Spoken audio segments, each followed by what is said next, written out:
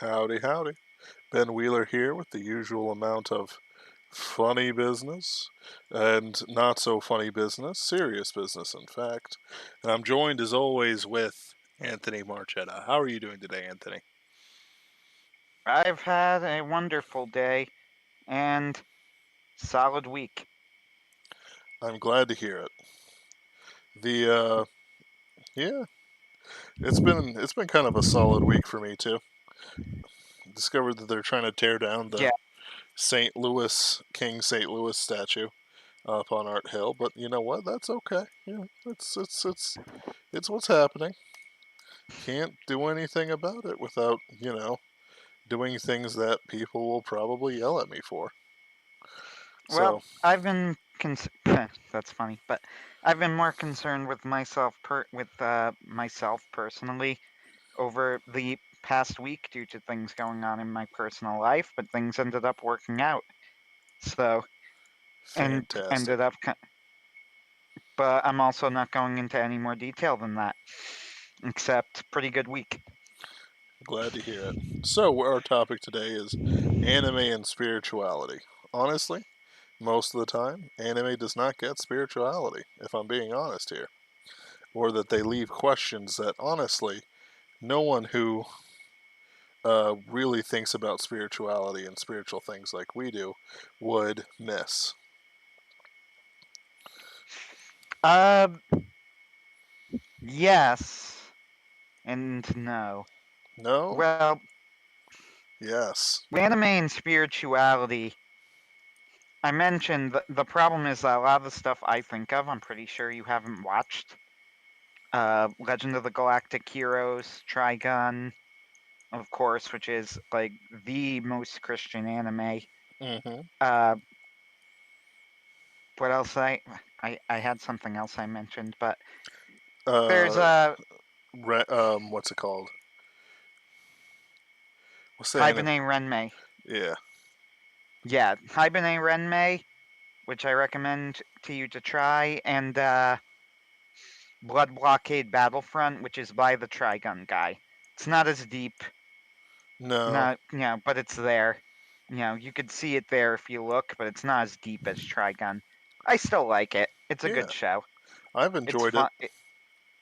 Yeah, It took me a little bit to get into it. I had to rewatch it, and then I got more invested. It's definitely not as deep as Trigun. You could definitely see the philosophy there, but you have to look a little bit harder. Mm-hmm. The other thing I like about the Trigun guy is that he's pretty violent, but he's also, I was like thinking about it, and both Trigun and Blood Blockade Battlefront have like no fan service at all, Yeah. Like none of but the. in an interesting way, in that like you don't really notice it. You just kind of think back on it and you go, "Wow." It just Who kind would of have doesn't. thought? Like this is a strange world we live in. That like something has no fan service, and it's which is funny because the anime I'm going to recommend to you is like entirely fan service in the best Oh, way. I have an idea. I think I have an idea of what it is, but I won't guess because I don't Okay. remember the exact name. Okay. But Which I one is think it? I know. Is it the one where they play the sports game using their breasts? Yes. Am I right about that? Yeah, Yes. I knew it because he mentioned sports anime, and I'm like, it's gonna be something weird, isn't There's only one sports anime Ben watches. Oh no, I'm dying. it? I mentioned like I don't really watch sports anime, and I thought about it, and I'm like, if you count like the two tabletop anime that I watch, or that I've watched, which is Three no Lion and Shahaya Furu, I've actually watched five in full. Do you So include that's No not Game No that. Life? No, no, I wouldn't include No Game No Life as a sports anime. Although I guess you could if you're really stretched.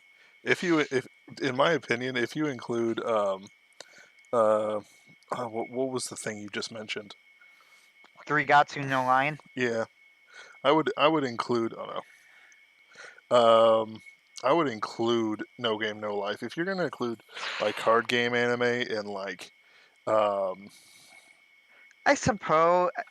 The thing is, honestly, the thing is that nobody thinks of it as as a sports anime. Like when you talk about sports anime, it doesn't come up. But Three Gatsu no Lion will, because people go, it's an anime about shogi. Right. But it's a board game. It Nerd. is, but he's playing it professionally for, like in tournaments and things. Same Shahaya Furu isn't quite professional, but she's at like, the main characters are like at professional level. There just happens not to be a professional Karuta, which is the game. There isn't a professional Karuta circuit, but they're in like the highest tier of players. Ah. So it's it's kind of interesting. The other three that I have seen is Koroko no Basque, which is my favorite. Haikyuu, which I think is fine. I think it's decent. And Mm-hmm. Run with the Wind, which I liked. Probably a little bit more than Haikyuu, but I also think I know that this is now getting off topic, but but for a very brief tangent. My big problem with Run with the Wind is that people call it like a really realistic type of show, and it's absolutely not. Right. Like, because I get why they say it, but here's my problem. I did cross country in high school. Cross country is only 5Ks. That's 3.1 miles. Not exactly far, but not that short either. That's why it's called cross country. And you have to Mm-hmm. train a lot to get good at it. I ended up like the fastest I ever did one was 19 and a half, which isn't bad. Broke the 20-minute mark. I Mm. was like slightly above average. You know, whatever. Point is, it sucked. Running sucks. It's horrible. In Run with the Wind, all of the main characters of that show were forced into the running group, and they're not doing 5Ks. They are training for a 10-mile race by running up and down mountains, and none of them, except for, two people, actually agreed to do it. They were sort of blackmailed into it. And I'm like, I just do not buy that at least some of them did not quit. Even if they had nowhere to go, you find somewhere to go because it would be just way, way too difficult. Like, I This think it crazy Genki undersells. girl are gonna kill us running up and down these mountains. Yeah. Like, seriously, I think it really undersells just how ludicrously difficult and painful running is.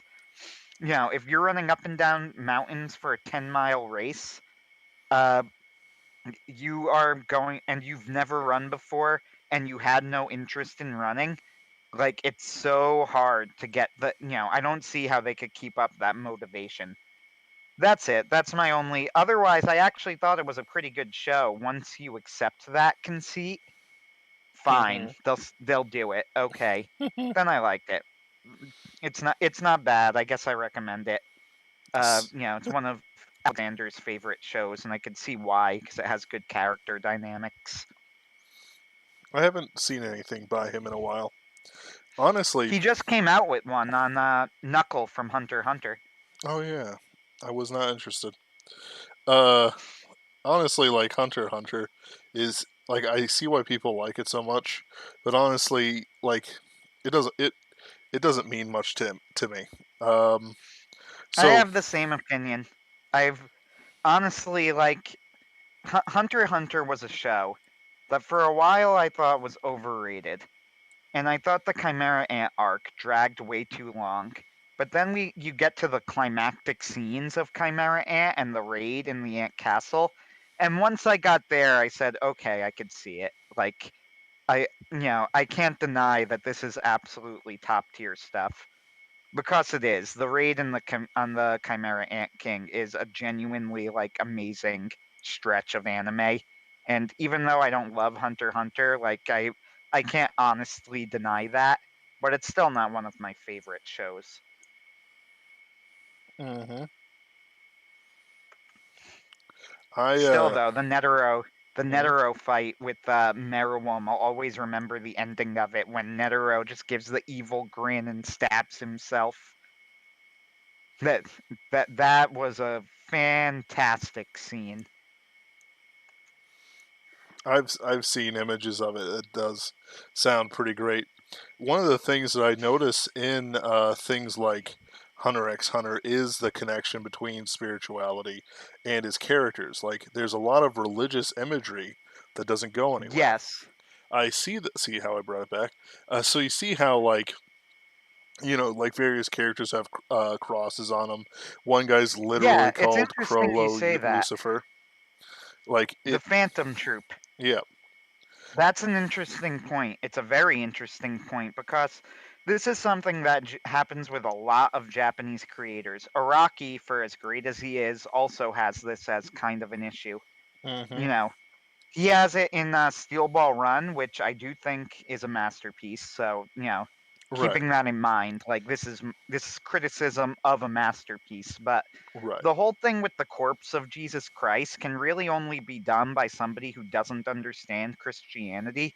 Yep, Because if Christ has a corpse, there is no point. yep.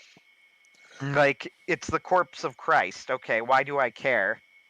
I could see why you would think it would be a cool thing if you weren't a Christian, though, and you didn't really understand it very well, and that's kind of where you're at with Rocky. So, like, the thing about it is that, like, Araki actually does it better than most would, because he has Jesus explicitly, like, rise from the dead. Like, he did all the things he He did, does. and when he ascended, he's like, "Hey, I'm going to America." And then he goes to America and starts off, various things, including a place that gives you stands. If going to church gave me stands, I'd never skip a sermon. But But in a uh, spiritual sense, now you got your pastor's right, next thing, exactly. your millennial pastor, your bearded millennial pastor's next sermon, how stands for Jesus, and It's like, I dig it it. gives you Right. baptism can help you fight ghosts or something. I don't know. So, like, he did it like, in a way, neither of us really find it palatable, but like it works within the conceit of the story, and it's not offensively dumb. Like, sometimes you'll see characters and it's like, so you've got all these crosses on you, huh? That's right. So, like, was like there's some sort of Catholic nun sale and you just like bought it cheap because you're a poor anime character? Like, why do you wear these crosses? Are you religious? What's religion? So you're sitting there, like, with these characters who face life or death situations all the time, and they don't think about their own souls, like, or where they'll go after they die. Like, it's like I can be accused of being inside my head a little bit too much, a little bit, a little bit, uh, Little bit, a little just a bit, tad. just a tad. I can stop whenever I want, but like, one of the things I notice with these characters is that even if they have an internal monologue, like in moments of quiet, they rarely think about anything beyond what they're doing in the next 5 minutes. Now, I'm not asking them to start some sort of stupid thing like a 401k, but there's got to be a question of what happens after. Like with JoJo's Bizarre Adventure, it's not really dealt with, but at the same time, the adventure is 50. Is like 50 episodes that go straight to Dio. Like, the question isn't um, these various, like, spiritual things or thoughtful things or anything like that. The question is, I have to punch my fist through the chest of this arch vampire that hijacked my grandfather's body so my mom doesn't die.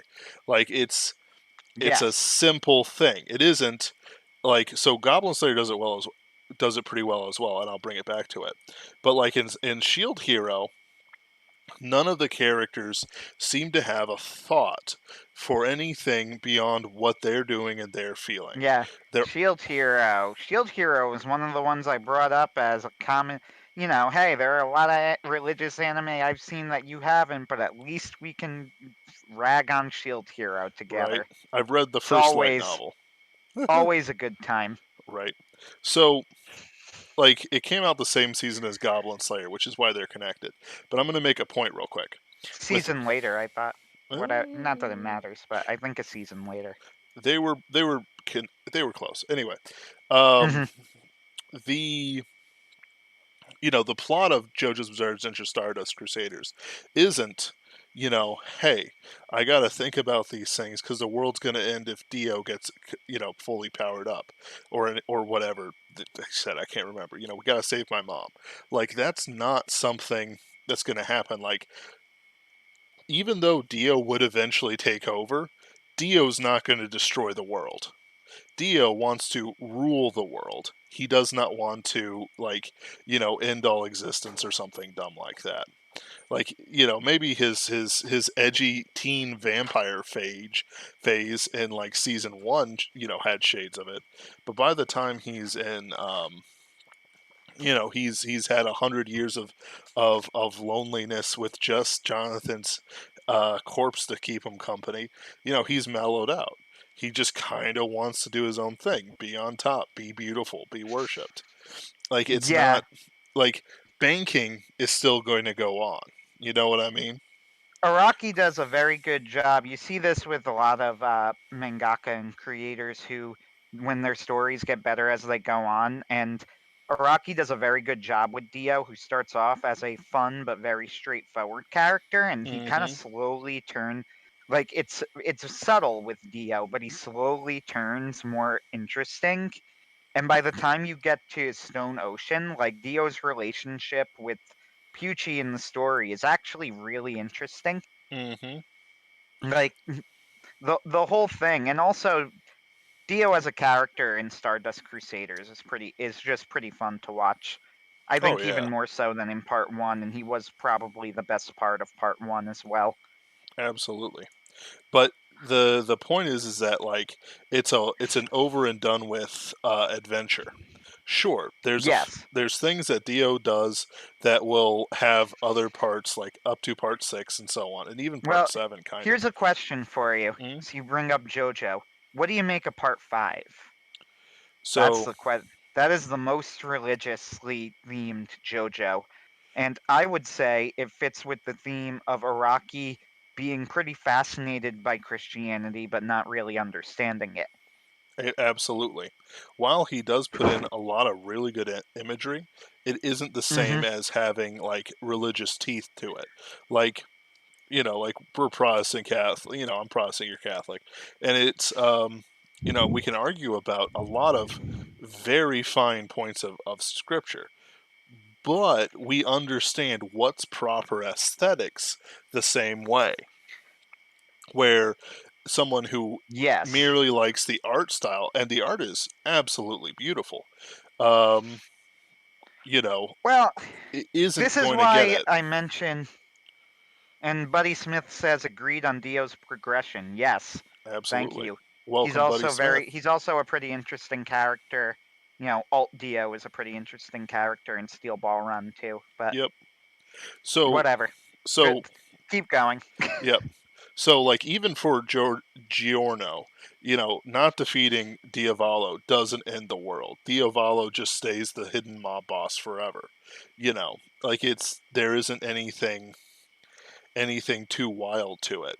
Um, but what does happen in something like Goblin Slayer or Shield Hero is that the world is explicitly changed in every sort of way by the actions of various heroes. Not so much Goblin Slayer, because Goblin Slayer only cares about goblins, Right. but he makes an explicit point to make the world better. Whereas in Shield Hero, they are making the world better by going to kill the Demon King, but it doesn't have any teeth to it in the sense of what does this mean for me or the world. Like it's like this is our lives now and we'll do this. And it's like, but what happens after? What do you mean after? I Look, kill more we talk goblins. about we talk about Iraqi misunderstanding Christianity, but I think it is fair to say here that, with that said, he understands Christianity a lot better than the Shield Hero person Did was there a Christian because thing? Oh yeah. no, it was not. explicitly a Christian thing. It was the church, quote Oh unquote. yes. And it The was European based. It was totally not Christianity, guys. It wasn't Christianity. And the way that religion works in Shield Hero is apparently the queen can just change things.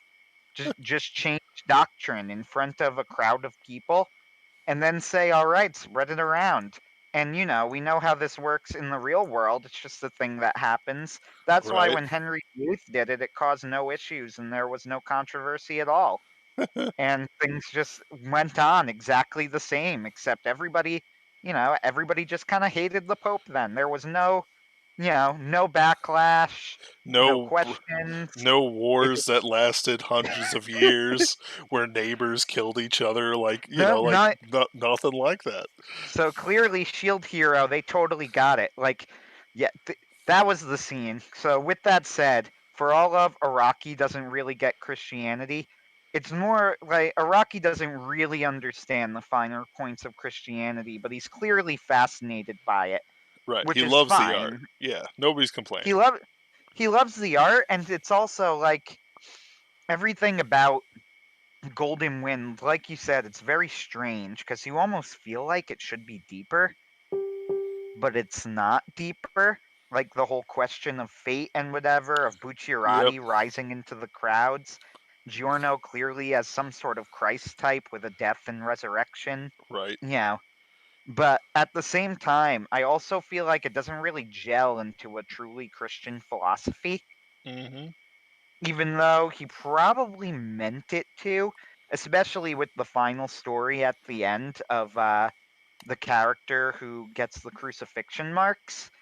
Yep. And I could once again, it's the same thing. I could sort of see what Araki was going for, but I also don't think it really worked. Like it it sort of worked. So the problem that we get with this is that the meat behind Araki is off. Like we're going in there. It's like going to a burger restaurant, and then it's like a veggie burger. It's a burger. It's definitely a burger, like by definition. But it's not the same as having that toothsomeness that we like from our religious imagery.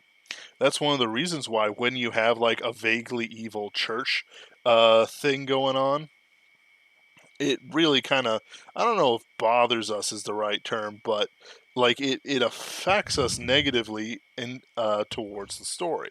All of a sudden it's not just, ho ho, we're gonna kill the demon king, I need a heart, I need a brain, I need a heart, he needs a brain, she needs to figure out which harem she's in, and uh Yeah. and then it's like, we're off to kill the Demon King, the wonderful Demon King of Oz, and it's all It, interchangeable in a that complete scene way. just took me so drastically out of the story when she's in front of everybody and then she tells everyone there's like this entire cult. It's not even really a cult, honestly. It's like mainstream, but who thinks that the shield hero is like the devil or whatever. Yep. This religion is based around this. It's why the king one of Right. the reasons the king hates him. And then the queen is just like, we're done, not anymore. Right. Just spread the word, let everyone know. And it's like, do you not understand how religion works? Right. It's like Like, if somebody came up there, it hey, I'm like if some president came up and was like, hi, the devil's actually a good guy. I'm like, pardon me, pardon me, excuse me, who are you? Once again, it's like you realize that over much subtler questions of theology, many people died when they've tried to be changed unilaterally through Yep. political means. The I mean, like, Cathars. It's like the it's Catholics and Orthodox split from each other and never reconciled over a because comma. of political reasons and subtle differences in theology that they used as an excuse to justify those political reasons. It was a Like, comma. yeah, the Filioque controversy was a disaster, but I think we all agree on that. It's a blot on Christian history. It is. It is. I mean, like But whatever. I joke that it's a comma, but Protestants split over the color of the carpets of their church. Like no one like it's like God looks down from on high and we're like strangling each other and he's like, well, they certainly act like siblings. Yeah, the point being though, the reason I brought that up, it's like that the shield hero makes this major change, but in real life when changes that major are made unilaterally and they do happen, and it does and the most notable is Henry VIII, this has major world-shaking repercussions. Like drastic, people are going to start wars over Yep. this because believe it or not, religion is kind of important to people. Oh yeah. I guess that's what Japan. I think that that's the big thing, and modern Western media too. By the way, doesn't really get like people mean it. Right. They actually mean this stuff. When I Like say if you it's a Christian Minecraft server, I mean it's a Christian Minecraft server. it's just the general like these doctrines or whatever, they I think they have this idea like that's why every church is corrupt and they're all lying about things, but if you just step back for a moment, it's like it's just not going to be true that everybody is going to be lying and doing that because there are true believers in that church. Right. Sure, the overall at one, as the church grew more bloated and the overall church became more corrupt, you still had plenty of parish priests even in that corrupt version of the church who were perfectly loyal and faithful and genuinely believed in what they were preaching. So Right. when you change this and then you go, oh, the church was corrupt anyway, so we could just change it. Well, not everybody in it is corrupt. There are true believers in this church who are also good people. Yep. They're not dupes. And Like, those these are peasants, intelligent. Yeah. yeah, like those peasants took it seriously. Like when I've read on the life of St. Louis, before all this happened, just because I was fascinated with the man. Like every time this guy comes out and does something, like sure, like Protestant, he has very Catholic opinions about things, but like if somebody came out there walking on water and saying, "Dude, like you can't buy your way into heaven," he'd be like, "Yeah, man, like that's how it is, like you can't buy your way into heaven, you have to have faith." Like it would be one of those things where like if there was a fault in his theology and he was properly shown the fault in his theology to bring him closer to God, he wouldn't blink at it because he was on Well, fire for the Lord. it's Like, funny you say that because one of the people who I admire the most is Charlemagne. oh yeah. And he is in the Catholic Church. He is actually, a lot of people don't realize this, but this was a thing that happened. He is Blessed Charlemagne. Like, he was literally made a Catholic blessed. This is, by the church official, that is what he is. Blessed Charles the Great is normally what it's translated as. So Hmm. Charlemagne was like one of the greatest rulers of all time. Pretty uncontroversial comment, but Yep. here's what was interesting as I was looking up the Filioque controversy. The Orthodox and the Catholics put together a big joint document on it, and if you're interested in history in this sort of historical context, it's very interesting. If you're Hmm. not, it is dry as hell. But I am. It's important, but it's also not Yes. important. It's also Yeah. uninteresting. I find I found it interesting, but if you don't find it interesting, it's not like the document itself is a page turner, so word of warning. But I read it, and at one point in this, story, basically, at one point in this process, Charlemagne was a big filioque pusher, adding and the son to the creed. And he actually like sends people down to the Pope and tries to get the Pope to say that the Eastern Orthodox Church fathers were heretics for taking it out. And this is, like little known history of the church, quite interesting. The Pope like issued a strongly worded, and you might not think this, refutation of Charlemagne. Like he put it things affirming the holiness of the church fathers, defending their theology, saying that they were absolutely orthodox, lowercase o, in everything that they did. And Charlemagne is interestingly, again, in response to this, think about Henry VIII's response. Now, I don't think that even the Anglicans really like Henry VIII, Henry VIII in terms of his religious convictions. At the very least, the best argument I've ever heard anybody give for Anglicanism is, well, we were pretty much split already anyway. Yeah, But nobody likes how Henry VIII did it, which yeah. was wrong. There were, Thomas More is literally an Anglican saint. yeah, Look, like, that which is really bizarre, but right. it's There's true. there's no argument about Sir Thomas More. It's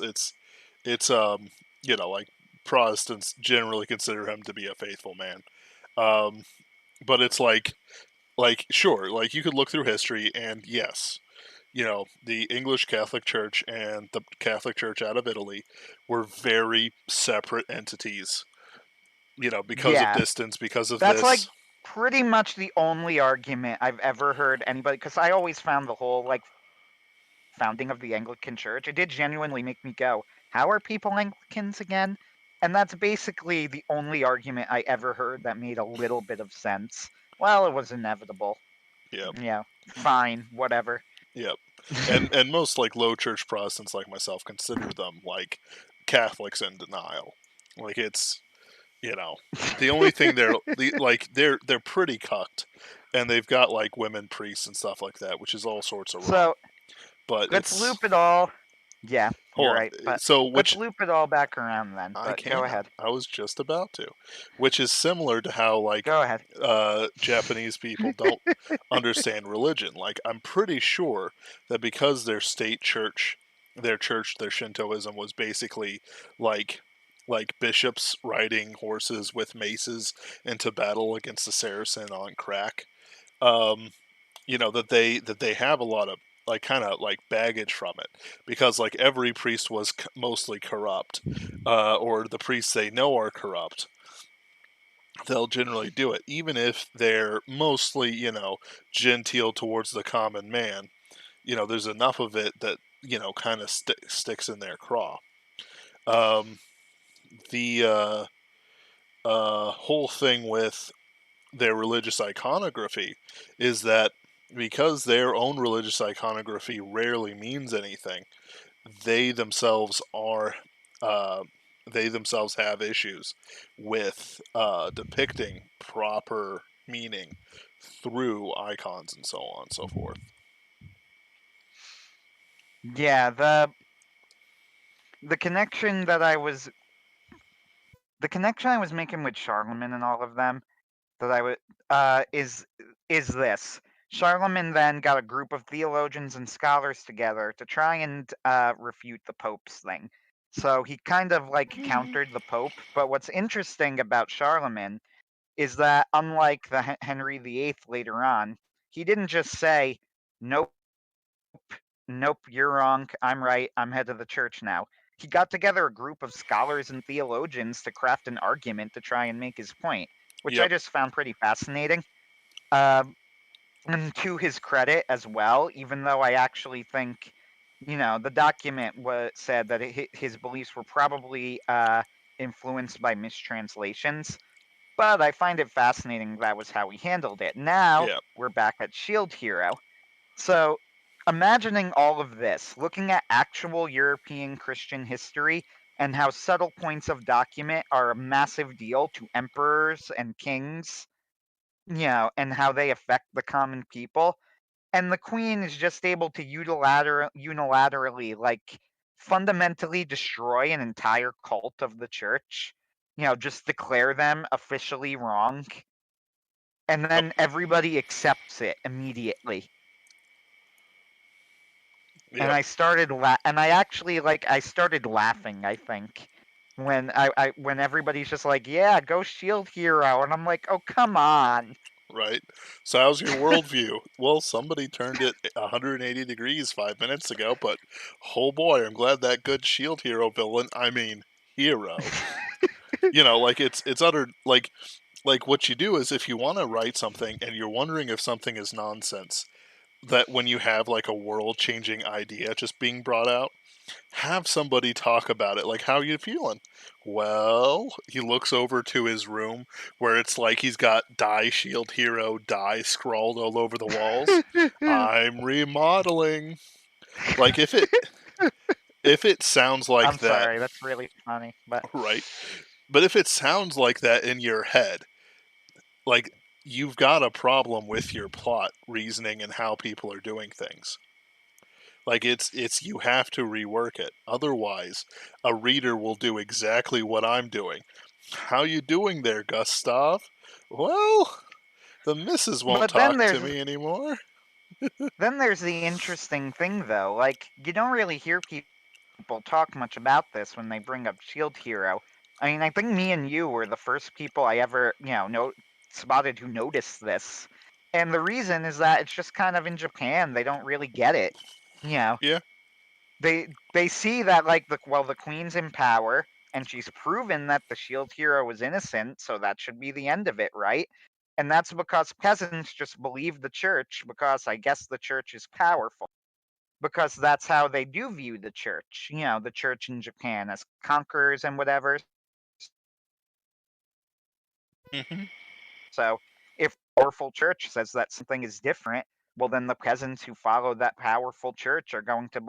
You, you even see a similar thing in Ascendance of a Bookworm, which I kind of like. It's sort of a fun show, but they have a similar issue there, where it's like she joins the church and this is a big thing and people get baptized in the church, Yep. but it, it's really weird It's really weird. because Anthony. none of their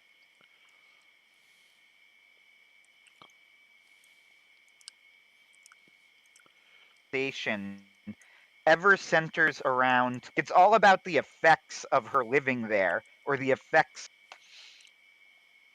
So, real quick, you cut off a couple times. Are you still there? Did I? Yeah, I Yeah. can hear. So, I was worried that I cut off because I'm like, but so, okay, sorry about so, that. like, let's rewind a little bit.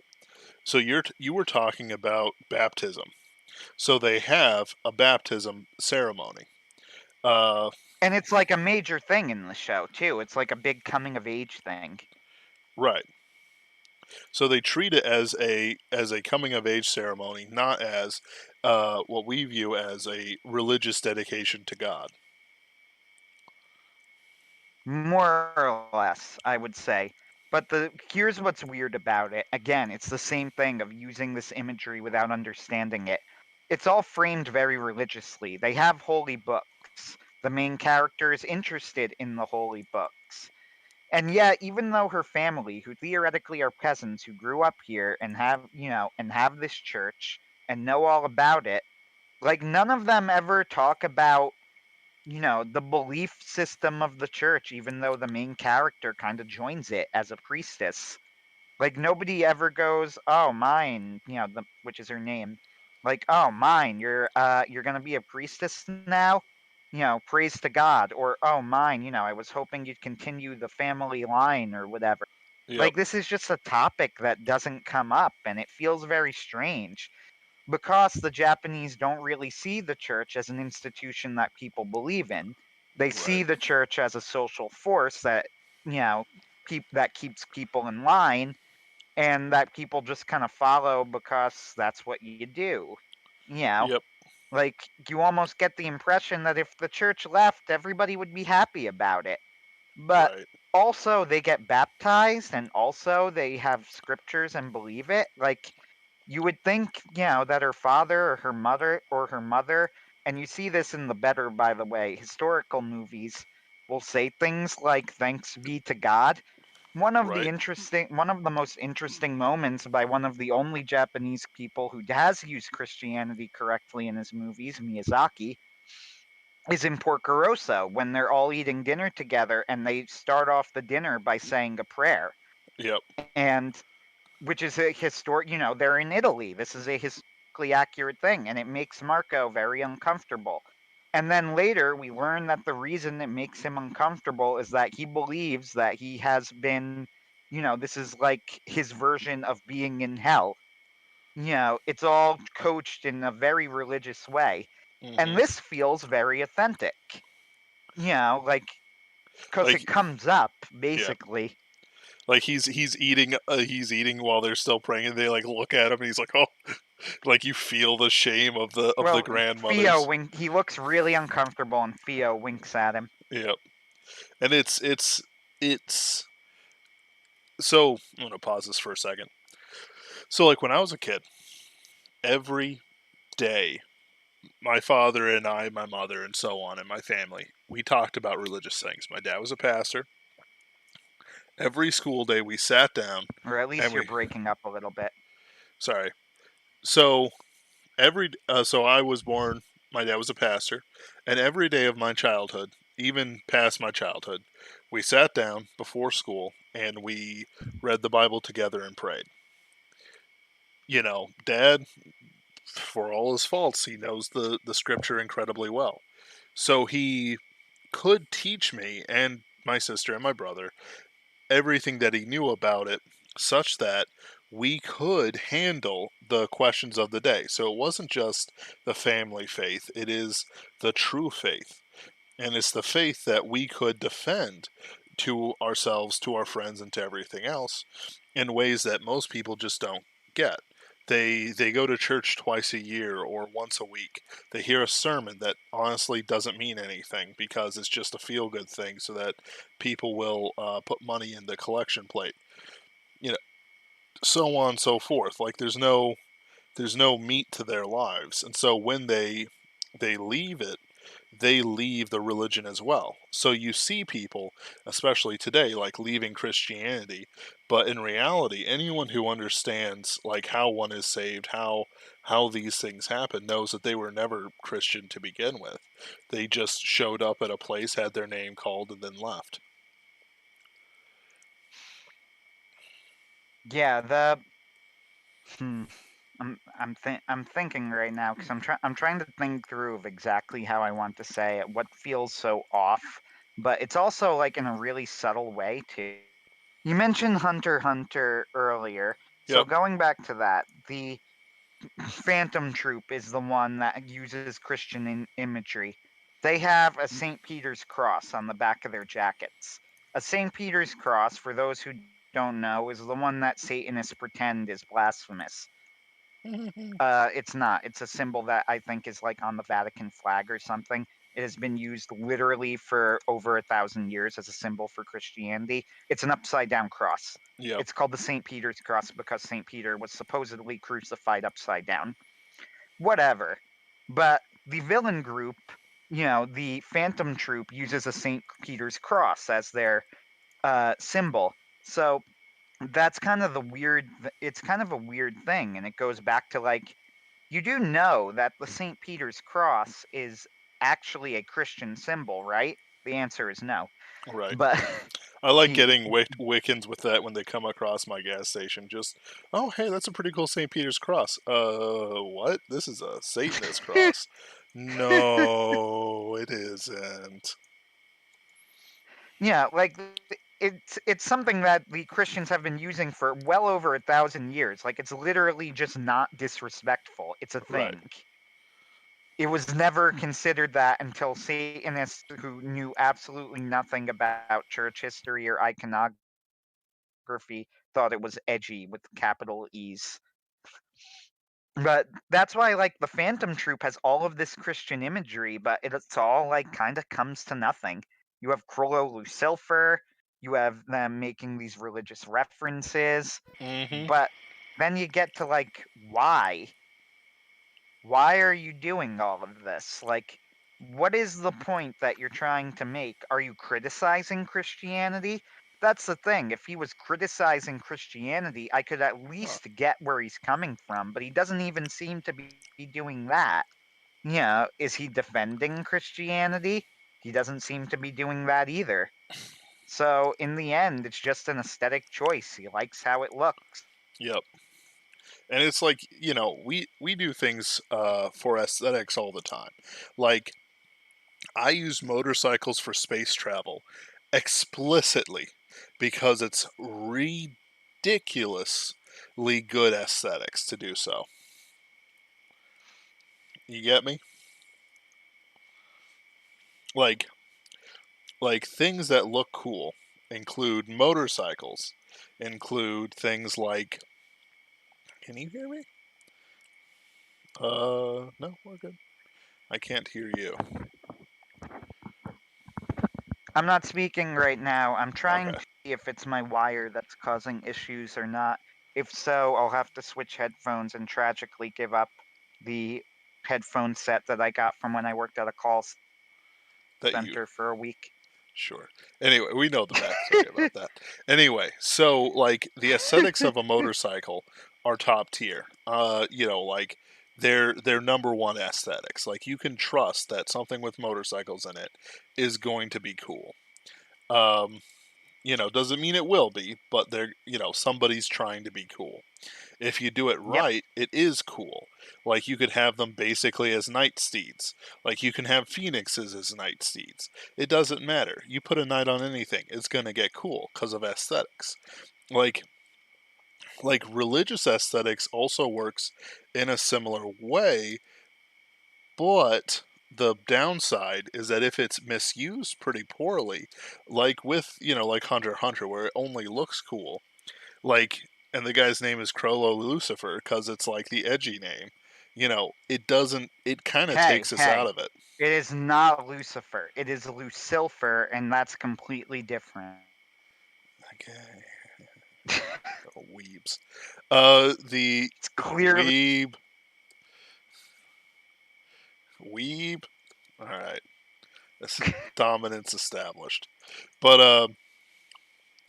the so like the whole thing though with it means that like if you look for any deeper meaning, it eventually becomes a dead end. Like you can say that, oh, look at that, you have XYZ, but the thing is XYZ doesn't mean anything in canon. Well, it's like how like every anime for like most of the 2000s usually had like one thing where it's like a corrupt church episode. Like Full Metal Alchemist Brotherhood has a corrupt Full church Metal episode. Alchemist. That's actually another one that's interesting to talk about. Full Metal Alchemist did, and originally it bothered me, but later Still on I bothers me. actually changed my mind. It So what made you actually change your doesn't mind? really bother me anymore. Uh, I started to realize that that episode was not Hiramu Arakawa making a statement. It wasn't like her opinion. It was her setting up a running theme of the series. Arakawa is not anti religion so much as she is anti any philosophy that you use unthinkingly. And in fact, Fullmetal Alchemist actually is literally the only show I think I might have ever seen that criticizes the philosophy of scientism. Scientism, for those who don't know, is the philosophy of Dawkins and the new atheists. Yep. There is no God, and science can solve all of your problems if you use it right. Right. Sam Harris has his science has can teach your morality. So you have that episode. You have the corrupt priest that Ed exposes, and Ed is claims he's an atheist even though he's met God. But Ed claims he's an So atheist, and then you move, yeah, and then you move on later to the Shao so here's my counterpoint. Tucker Here's my counterpoint. It's anime episodes only. are one of the most famous set of scenes in all of anime. And Mm-hmm. that whole story is a critique of scientism and a critique of Ed. Ed follows the scientist, he admires him, he becomes friendly with him, but the scientist becomes convinced that his science can solve all of his problems, to the point that he completely neglects the moral implications of it and believes that it's even okay to turn his own daughter into a twisted chimera thing because it means that he's made some sort of scientific breakthrough. And this horrifies Ed because he sees in Shao Tucker, who points it out to him directly, a reflection of who he can become if he becomes obsessed with alchemy and science without taking into account the moral implications. It's the mirror image of Father Cornello, I think he was. It's the mirror image of Father Cornello. That's what it is. Then later in the series, you meet characters of Scar and King Bradley. So I actually think that Hiramu Arakawa, in summary, is not a hack. So here's my counterpoint to all this. The It was my understanding that the Corrupt Church episode is anime only. No, You sure? it is not. Okay. I Here's how I can't prove. I don't remember reading this in the manga because I didn't read the beginning of the manga because I'd watched the anime. I only like flipped to later on, but it is in both anime and in the movie. So Okay. I have to assume it was in the manga. I don't know where I heard that, but I've been under the assumption that that's been anime only for a while. No, the reason it exists that early in the story is because Arakawa is both setting up the themes that she's going to explore and because she's setting up the contrast between Father Cornello and Shao Tucker. Mm, I dig it. Personally, I think that Shao Tucker was okay just by himself. Um, Well, because like here's the thing. Here's the thing. sure, he They never was. right, but they never bring up the church again. That's not exactly true, Really, actually. I don't remember it at In all. the original anime, it actually comes back in a big way. They go back to the town that they had freed from the church, and it's actually kind of dystopian. They learn like that the army's taken over. There's all this stuff. It's fairly depressing. Lior in Full Metal Alchemist Brotherhood, and I've always wondered if she included this scene specifically because of where they went into in the original show. Hohenheim shows up at the town again and meets the woman, if you remember, who was like being manipulated by the priest. And everybody's doing great and they all love Ed and Al, and she's like helping to rebuild the town. I find that really funny because I've always wondered if she only included that scene specifically to go, you remember the original show? Yeah, that was wrong. They're fine. Don't But worry about them. so even though that church doesn't come up again, the idea of organized religion does come up again in the character of Scar. This is where I think that Full Metal Alchemist Brotherhood slash manga is significantly better than the original Full Metal Alchemist. It's one of those few things, like in terms of the debate of which is better, I will absolutely argue 100% that Brotherhood is and the original manga is objectively superior to the original Full Metal Alchemist. Like, I think that you can make that explicit case. And the reason for this is actually in a big way, is the handling of religion. Take the whole character of Scar.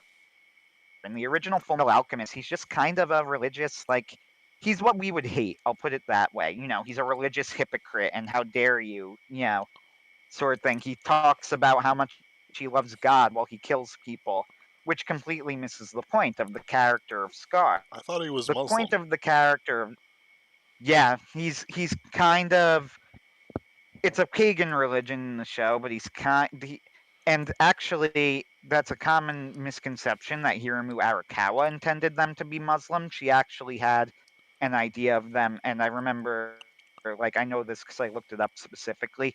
She actually based the Ishvalans on like an obscure tribe in Japan, but I'm pretty sure that both the original anime and a lot of viewers who didn't really know any better assumed that they were Muslims or they were meant to represent Muslims. Hmm. But if you want to get technical in the manga slash Brotherhood, that's actually not true. There was an explicit group of people. They're really just pagans. But yeah, Scar kind of represents a religious extremist in the original. The problem that I have with that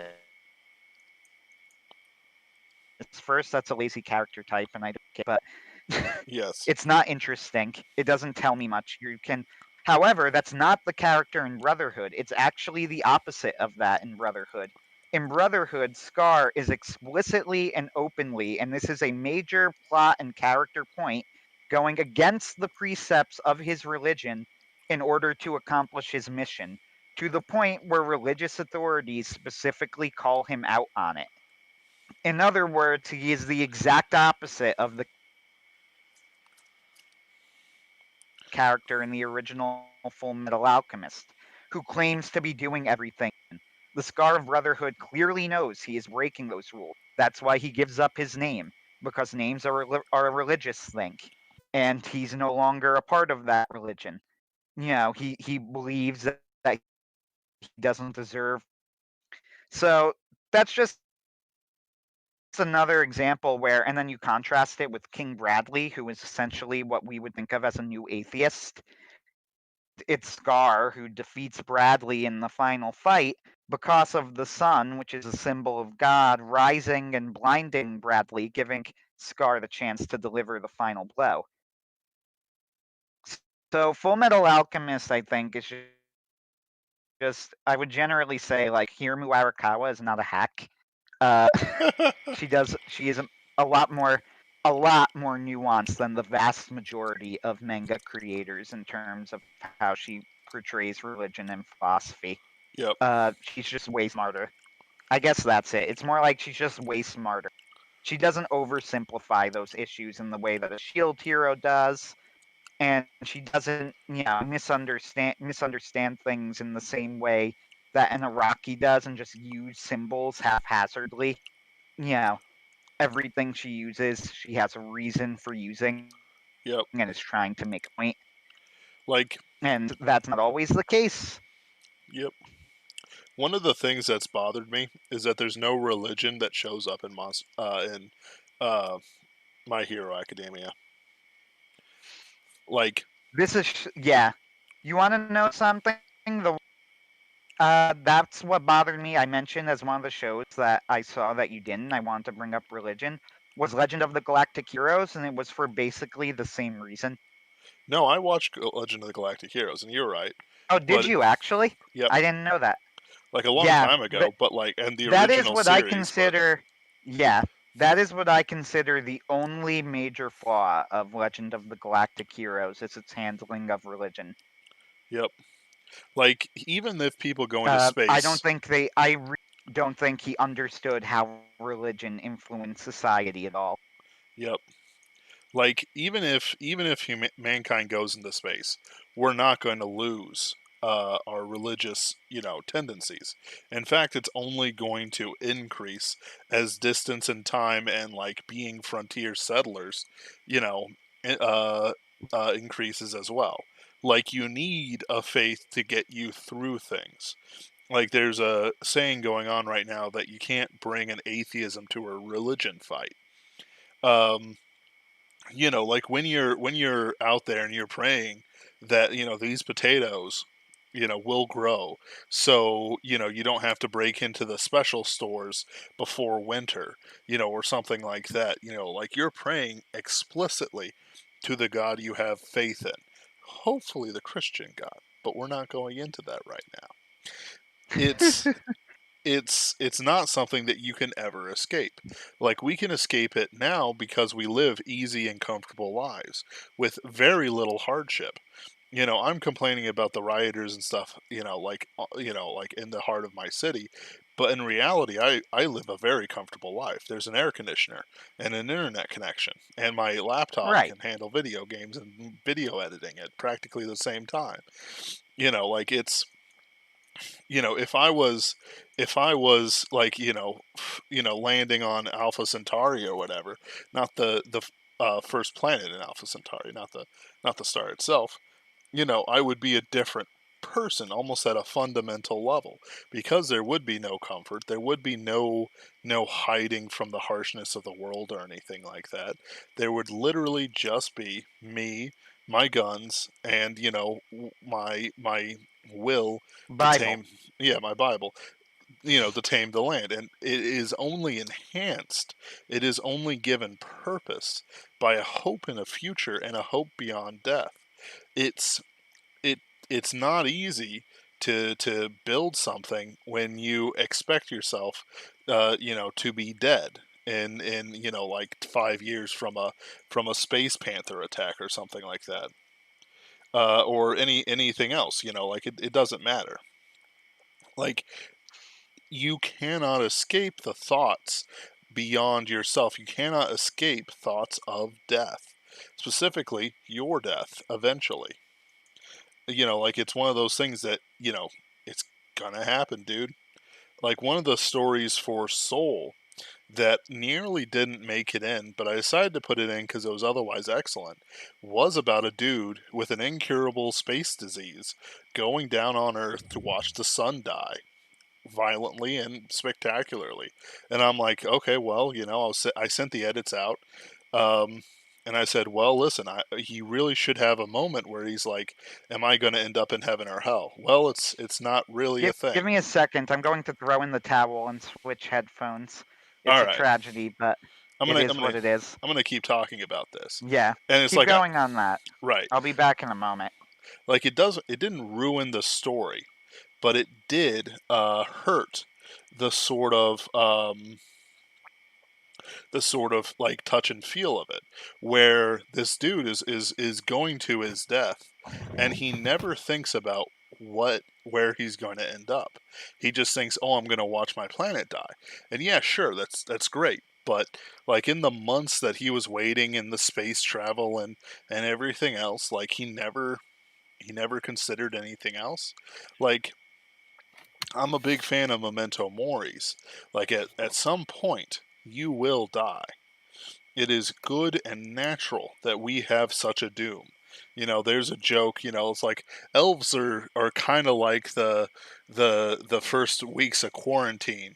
The first weeks of quarantine, it's all epic poetry and yoga, but by the second month, third month of quarantine, you're not even changing your underwear, and that's why elves are in decline. Like it's right. It's not even my joke. It's someone else's joke, but it's the same sort of way. Like whatever you think is going to happen in your life, to never think about your death, or to trust in something that is neither proven nor even agreeing with itself, like Scientology or scientism, I should say. Excuse me. um, is itself a deep foolishness. Like excuse me, My Hero. I keep on wanting to say like Monster Hero Academia or something. And I always think you're about to say Monster Musume. I sometimes do. That's its own thing. That's. I don't want to bring religion into that because I'll smell too much sulfur. But actually, My no. So yeah. they do have religious monsters in Monster Musume. In other words, it has more thought put into its religion than My Hero Academia does.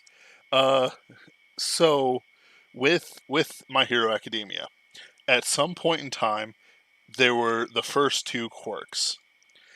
Nobody thought to call them gods. There isn't any like. There's this one like one-off villain of a that controls glass, and he's got like some homeless people working for him, and it's clear he's some crazy old guy. Everyone think that his homeless followers think he's a god. Like you're telling me, like, and of course, All for One also has kind of a god complex going that's kind of subtle, but definitely there. Yeah, it's there. Oh, it's there.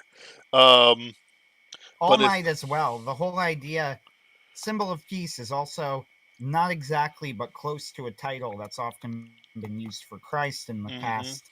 And that's not, Prince and of I Peace, highly, highly doubt that that's, yeah, Prince of Peace. And I highly doubt that's a coincidence. see, I don't know, because the problem is that nothing really comes of it with anything else. Like you can keep a certain amount of like quiet There's a to certain Christ typeness to All Might and to yes, sacrifice, yeah, there's yeah. definitely an element there. Yes, I'm not talking about the narration itself. I'm talking about the setting in the world. You're Yeah, absolutely right. that's fair. There's Christ types all over One for All. Um, like no arguments, no arguments. But I'm saying that for like the society as a whole, there's a lot of holes that things like religious life would be plugged in. Would there be a debate that Jesus was the first quirk user with control over his body, or like Gilgamesh or something stupid like that? It doesn't matter. Like there's reasonable questions that superpowers that everyone has brings up about humanity and the human race. that would like kind of mess up a whole lot of different ideas. If Apocalypse from X-Men is the first mutant with powers, and it's and he's from like ancient Egypt times, what does that make Jesus Christ? Like what does it make Buddha or any of these other guys, who existed like Muhammad, um, but not necessarily explicitly divine. Jesus Christ is of course divine. I don't want anyone to parse my sentence the wrong way, but it adds like a complication. Um, Right. like all Yeah, when I this. mentioned as you're going through. Hmm?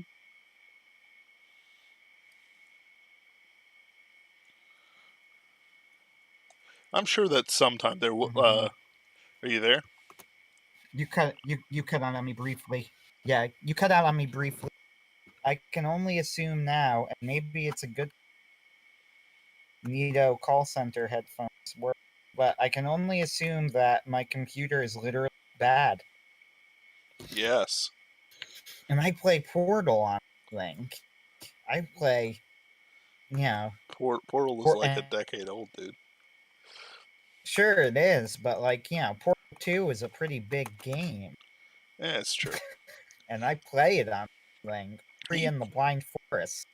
right, And yet it can't keep up with a Discord live stream particular. right, It's a and little sad. you're not even the one uploading it. So, It's a little sad. so Gonna have to come up with other ideas, but whatever. right. So Anthony, we're on a news program, and we're talking about actually I need to check something, and we're talking about things, you know, we're sitting there and we're discussing quirks, and it's about some kid that can make his fingernails grow like inches in seconds.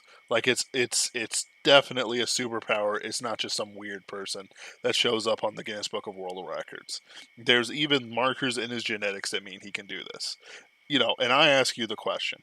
Well, with superpowers being a thing with that kid that can fly and the kid with the super growing fingernails and the kid that can grow literal trees out of the ground, was Jesus a quirk user with the control over life? Well, what you're gonna get, I think, is you're going to get fedoras coming, in his story, writing like seriously. This actually, as I think about it, what I think happened. A fedora is going to write a book called Jesus, the original quirk user. Then he's going to retroactively read the Bible to justify the fact that actually Jesus wasn't, it wasn't religious. It was just that Jesus had quirks and we were all fools. And like every other book of that kind, everybody will ignore it because of how dumb it is. Right. But like, this is a proper, debate. Like what's the answer to people having superpowers, and maybe Jesus had superpowers too? What would the answer be? Well, I think that Christians would just say no. Right. I mean, yes, you're right. Like the answer is just no. Uh, but the thing is that like the debate that it would cause would have religious ramifications that we need to qualify for. Like would some crazy Protestant in the woods, start talking about how the end times everyone's going to have immortality Well, quirks. yeah, I could see an apocalyptic call. They have the whole quirk singularity theory in My Hero Academia. Yep. And by the way, I still don't really understand how that works. But Have, they have the whole quirk singularity theory. hmm And I feel like there would be some sort of apocalyptic significance from some of those cults that keep predicting the end of the years. hmm I mean, I'm sure once you figure that out, start seeing much like the Mayan thing, quark singularity theory. Certain Yep. people think that this is the harbinger of the end of. Everybody else rolls their eyes, but they're also like keeping, much like us with 2012 and whatever. You roll your eyes, but also secretly keep one eye on the clock on Yep. certain days. Just and you don't actually tell anyone because in deep down that this is clearly not going to happen. But you also don't want to do it. Like, like you also kind of have to look because you're like, what if they are right? I mean, I know they're not right, but what if they are right? Oh no. So, it's one of those things. You just keep one eye on the calendar. I think that's what would happen with the quirk singularity theory. It would be brought up, a crazy cult would mention something, a newspaper will report, some people believe that, this is the quirk singularity is the harbinger of apocalypse. And everybody will go, that's ridiculous, but they'll also glance sideways at the calendar every now and then Right? because sure, it's not going to happen, but what if it does happen? You're absolutely right.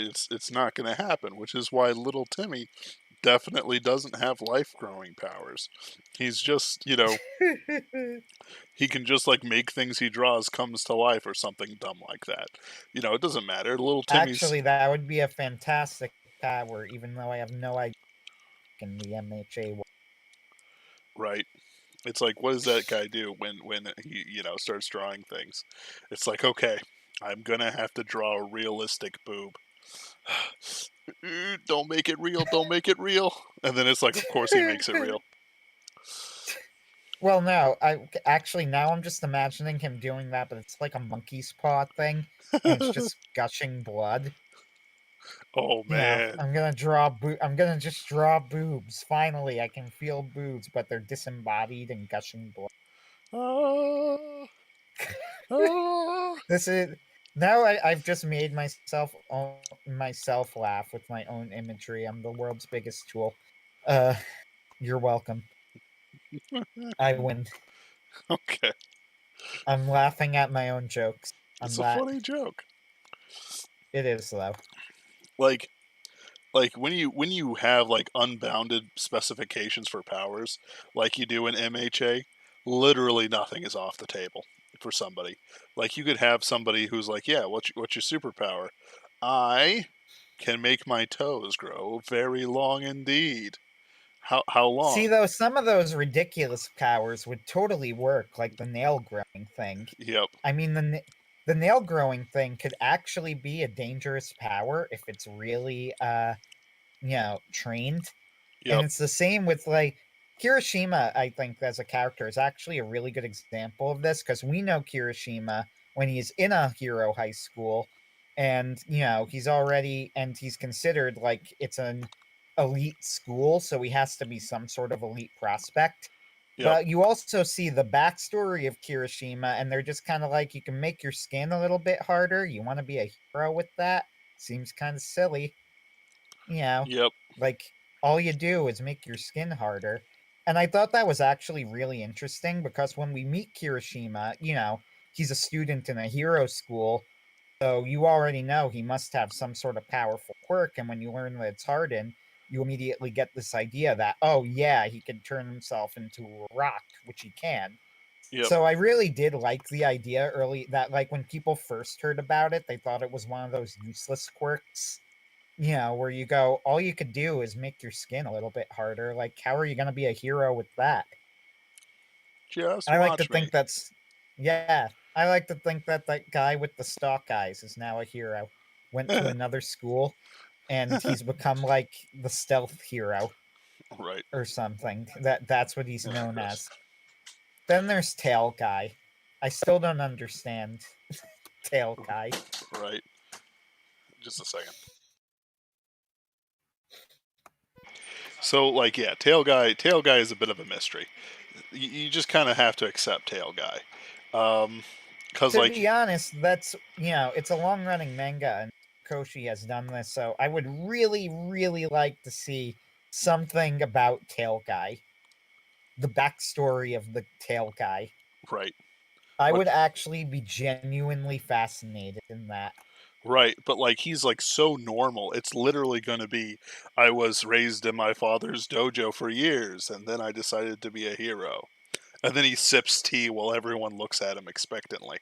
Is that it? Sure, but I'd like to see. You're right. Number one, that I would actually be all in on that, and I love that idea for a character. But number two, like, I don't know, I just want to explore his headspace. Like, Right. he's a dude in a tail in a school where there are people with, as you've pointed out, with like the powers of gods. And he's there, he's with them. Like, Standing how do you mostly on keep up? equal footing, like nobody Yeah. disrespects him for what he is. Like, how do you keep up? How does this affect you mentally? Like, what's the stress levels of this guy? Or if they're not, is he that much of a kung fu master that he just Right. meditates every day and now he's cool? Which, again, I would also like to know because that would make him cooler. So, Like like we've seen his so room. Like his room is literally just karate mats and like karate stuff.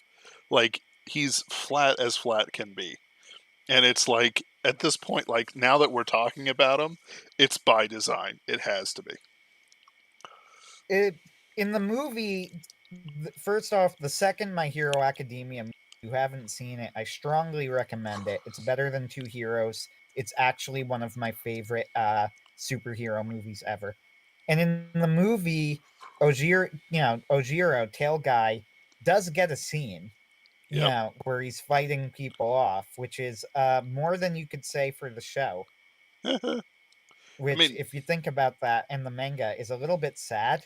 Like, yeah. Tail Guy's never gotten his moment, but we do see Tail Guy fight, and he Yes. holds himself. He does pretty well for himself. Like Though I, he is facing weaker villains. yeah. Like I assume he has a suite of powers that's explicitly the tail and enhanced musculature and enhanced like senses or something like that. Or at least, enough to make sure he doesn't smack his tail into things when he isn't looking. You know Well, what I I mean? don't know if you necessarily need enhanced senses so I'm much not as talking about it's one. If much. he's a karate. Well, like if you're a karate guy, I think it's more like that. He was trained from birth, and his father probably was like, "You have a tail, so you must hone your senses." Yeah. Like you must become especially, Stop knocking attuned over to your the world. grandfather's ashes. as I'm just ever. imagining like a martial arts thing. He sits down and goes, "You must become especially attuned to the world, for you have a tail and appendage that others do not have." And just in a very kung fu way. Right? He's like, And yes, father. I'd friggin' love that.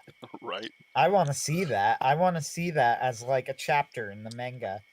Him starting a fight, and then you cut back to the backstory of Tail Guy, and it turns out he's like from a long line of kung fu masters. And that's how he makes it. Horikoshi, get on that. Right? Like he did something in the exam arc to be qualified. Like Yeah, Mineta that's got in too. Like I assume that Mineta disabled a whole bunch of the machines or something like that. like okay though. Mineta's powers are really, really stupid looking, and I hate him, but they are not bad powers. Right. Uh, Tail Guy's powers are bad. Even Invisible Girl, everybody talks about like, oh, how did Invisible make it? Actually, for people who paid attention, it's not as much of a meme. It actually makes perfect sense that she made it because it's canonically there are buttons on the robots. So all she really had to do was run up to the robot and press a button, and they couldn't see her, Right. Like then that makes and that would sense, turn the like robot if off. if Mr. Kangaroo just kind of like, jumped on them and backflipped and then he touched the right button at the right time or in the right sequence or whatever. It makes sense. But I had forgotten about the buttons. Yeah, that's a thing because everybody says it. Like, Giga tried to meme it. Like, oh, don't think about how Invisible made it. And if you like, and I'm like, actually, that's really not you know, that Right. big of a thing. So, we have all these people. Rolling back Mhm. around to the topic. Yes. So we have all these people and all these different characters and not one of them, considers the sort of the spirituality of it all. Like nobody no like so people everyone treats Bakugo like he's butter on toast. But Right. like and everyone's like kind of down on Deku. Do they ascribe sin to Deku? Uh, That's a good question. right? Like, there's a whole bunch of questions that can be asked about MHA that is not a part of um, their whole thing, but honestly do like kind of matter in the background.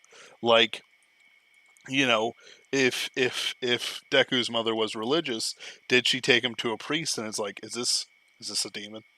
Has he been possessed? Like, pastor, you could, like, father, you can tell me. No, he's not been possessed by a demon. Yeah, but he doesn't have a quirk. Some children in God's plan don't have quirks. Yes, but it could also not be a demon, right? you know, Like like we're just kind of at one point you just kind of it's like they're hoping but he could be a demon, can't he? And then the priest is like, "Lady, I just told you he's not a demon. Like what do you want from he's me?" not possessed. Satan No. hasn't touched this child. And she's like, "But are you sure?" Just like double checking and then going, "No, stop asking. You're weird. Can you like call like an It's just a archbishop or baby. something? It's just a baby. Stop, calling your baby evil. Right? He just What's doesn't wrong have the with you, superpower. He's not Superman. lady?" Leave him alone. So, but like, to me, those are very important questions that I would not miss from world building. Like when I have knights rolling around fighting crusades against the ultimate powers of the Black Swans, evil civilization eating demons, basically, like they have religious things that they are doing. They have obligations. They have, this. Like, what does space Protestantism look like? Why are they Protestants if they're in space? Like what does a Catholic cathedral look like? What would a Protestant church look like? Well, it turns out that because it's set up in a certain area of it that has low gravity, so everyone treats the pews in three directions and just kind of like pulls them to the wall whenever they stray too far from the pew. You know what I mean? Like, it's like you can do a whole bunch of stuff, but if you touch on religion and religious ideas, you have to be able to answer the Uh, questions. yes. I will. Hold on. I thought you were just making the whole point that you said, "What do I mean about like the cathedrals and things?" If I missed a question, rewind because So apparently I there did. was no question. I was making a statement that if you have religious, um, if you have like religious ideas and themes going on, and you talk about it, you kind of have to answer all the other questions. Like in reality, Horikoshi and all the rest of them, who never talk about religion, never have to deal with it because they never talk about it. Like there's no. Right. I can't remember a single church in My Hero Academia. Like in the sort of the Monster Girl universe, there are explicitly churches, there's explicitly marriage, and there is explicitly Right. And Cyclops honestly, better choice. nuns. You have people. Yeah, the creator of Trigun as well, Yasuhiro. At the top, especially Naito, because Yep, Trigun is a spiritual masterpiece. yep. And then you have in the middle tier people. What was that? So like I think I might have cut out on your end and you just sort of like didn't hear anything I said because I was saying that the I monster. bowled right over you. It's okay. I was just saying that the Monster Musume universe has more answers about religion than My Hero Academia does because they That's have hilarious. Cyclops nuns, and that alone implies Yeah, like a whole bunch of a stuff. church Right. That is with the explicitly answering the Monster Girl question, which yeah means with the that Japanese writers. You yes, do give it a tier with I would tier it at the top. The best person who handles anime, who handles religion, anime, and manga, would be hmm Yasuhiro Naito. yep, Even aside Christianity thing. I know you didn't watch her read Trigun, but so you're gonna have to take my word for it that the way he handles it is absolutely masterful. yep. I mean, I've watched a little It's bit not of it. only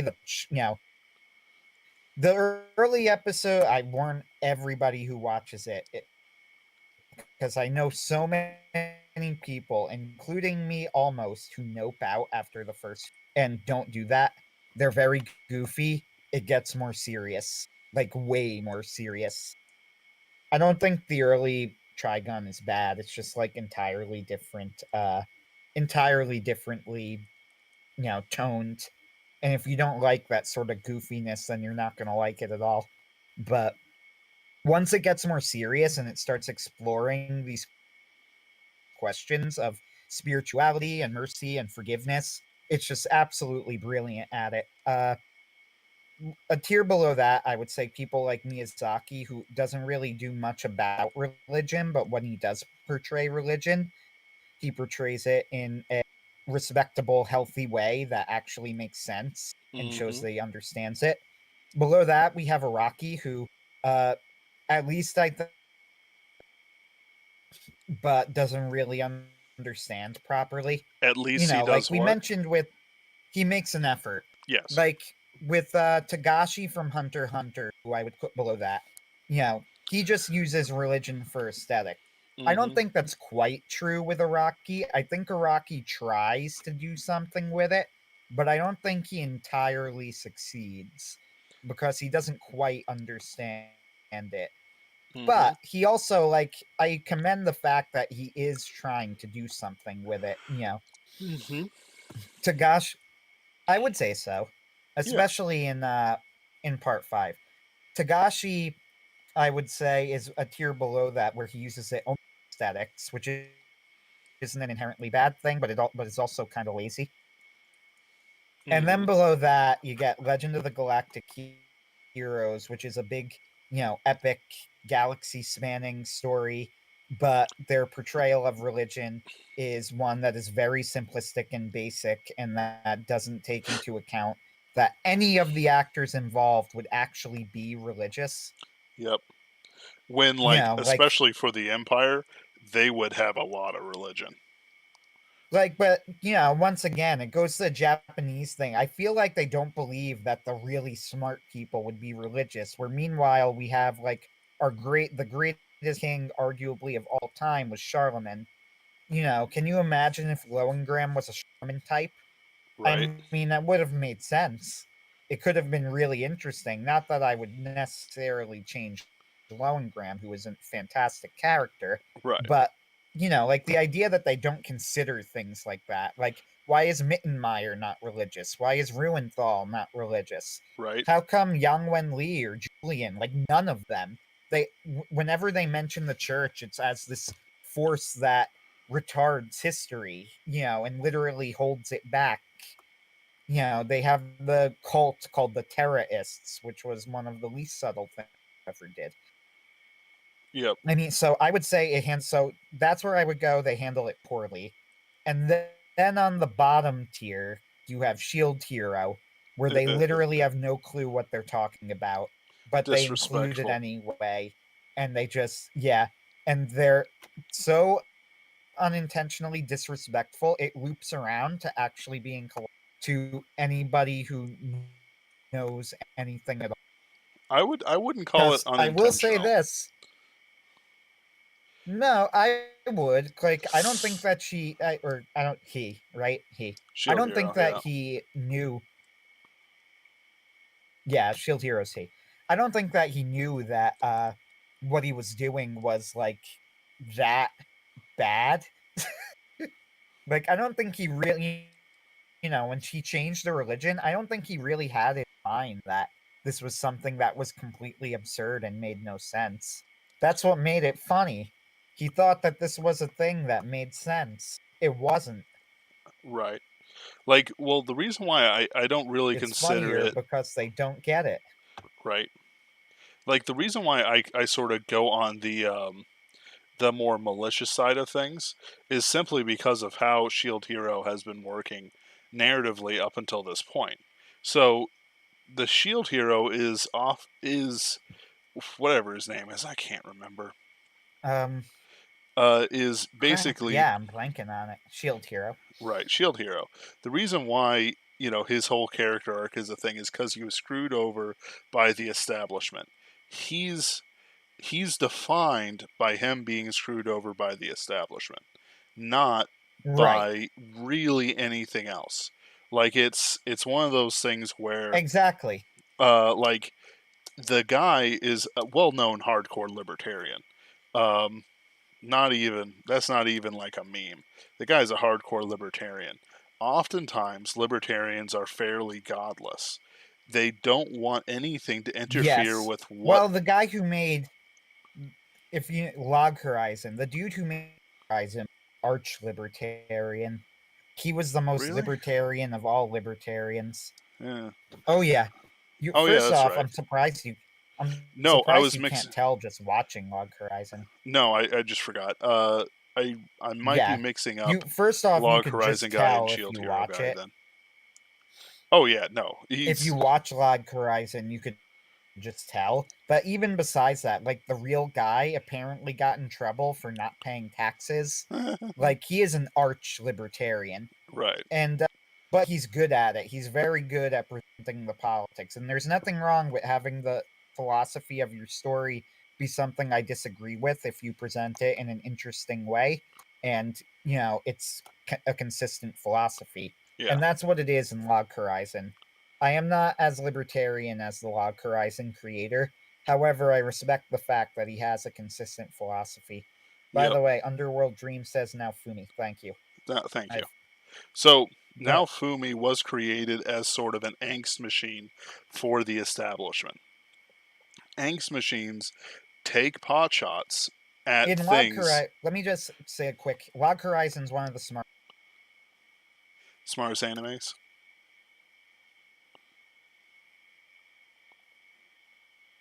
I assume Anthony's saying smartest anime. I'm not hearing you now. It's sad. I You assume. just got in. I Go assume. ahead. I assume you said that Log Horizon is one of the smartest animes, right? Uh, I said that specifically in reference to they were very smart not to mention religion because I'm pretty sure they would have bungled it. Yes. Like Absolutely. in this case, sometimes like in My Hero Academia 2. With that said, not mentioning it might be a flaw in one way, but in another way, if you don't know what you're talking about and don't have anything to say, then maybe it would just be better if you didn't bring it up. Hmm. And Absolutely. so I will, even about My Hero Academia, I will say that. Now, the reason that Trigun is the best, and it's not even the best because it's Christian specifically. Like, I would go so far as to say, even if you aren't Christian and Trigun doesn't resonate with you specifically for that reason, Trigun is still the best at handling spirituality of any anime. Hmm. Because what it does, I think, so incredibly well is it stares at these questions without blinking, if that makes sense. Yep. You have these two characters of Vash and Wolfwood, and Vash never kills anybody, and he considers it, like the ultimate sin to kill people. And Wolfwood is annoyed, he's angry about this. He considers the concept naive. He thinks that it's also condescending and that Vash is upholding standards that regular humans can't uphold, but he's still holding those humans to those standards. Both Wolfwood and Vash, their philosophies, like Wolfwood is a good guy. In fact, he is the preacher in the show, and Vash Hmm. is not. So they present these philosophies and they like really present them. You see the consequences of both of them. Yep. Vash's no kill thing is Wolfwood is absolutely correct in one sense. He's right. Like, why are you leaving this guy alive? He's going to kill more people. And Vash says, why are you killing this person? We should be trying to avoid killing whoever we can. And you see that conflict. Eventually, the show forces Vash into a situation where he absolutely has to kill someone in order to save a life. This is where Trigon is 100% superior to Batman.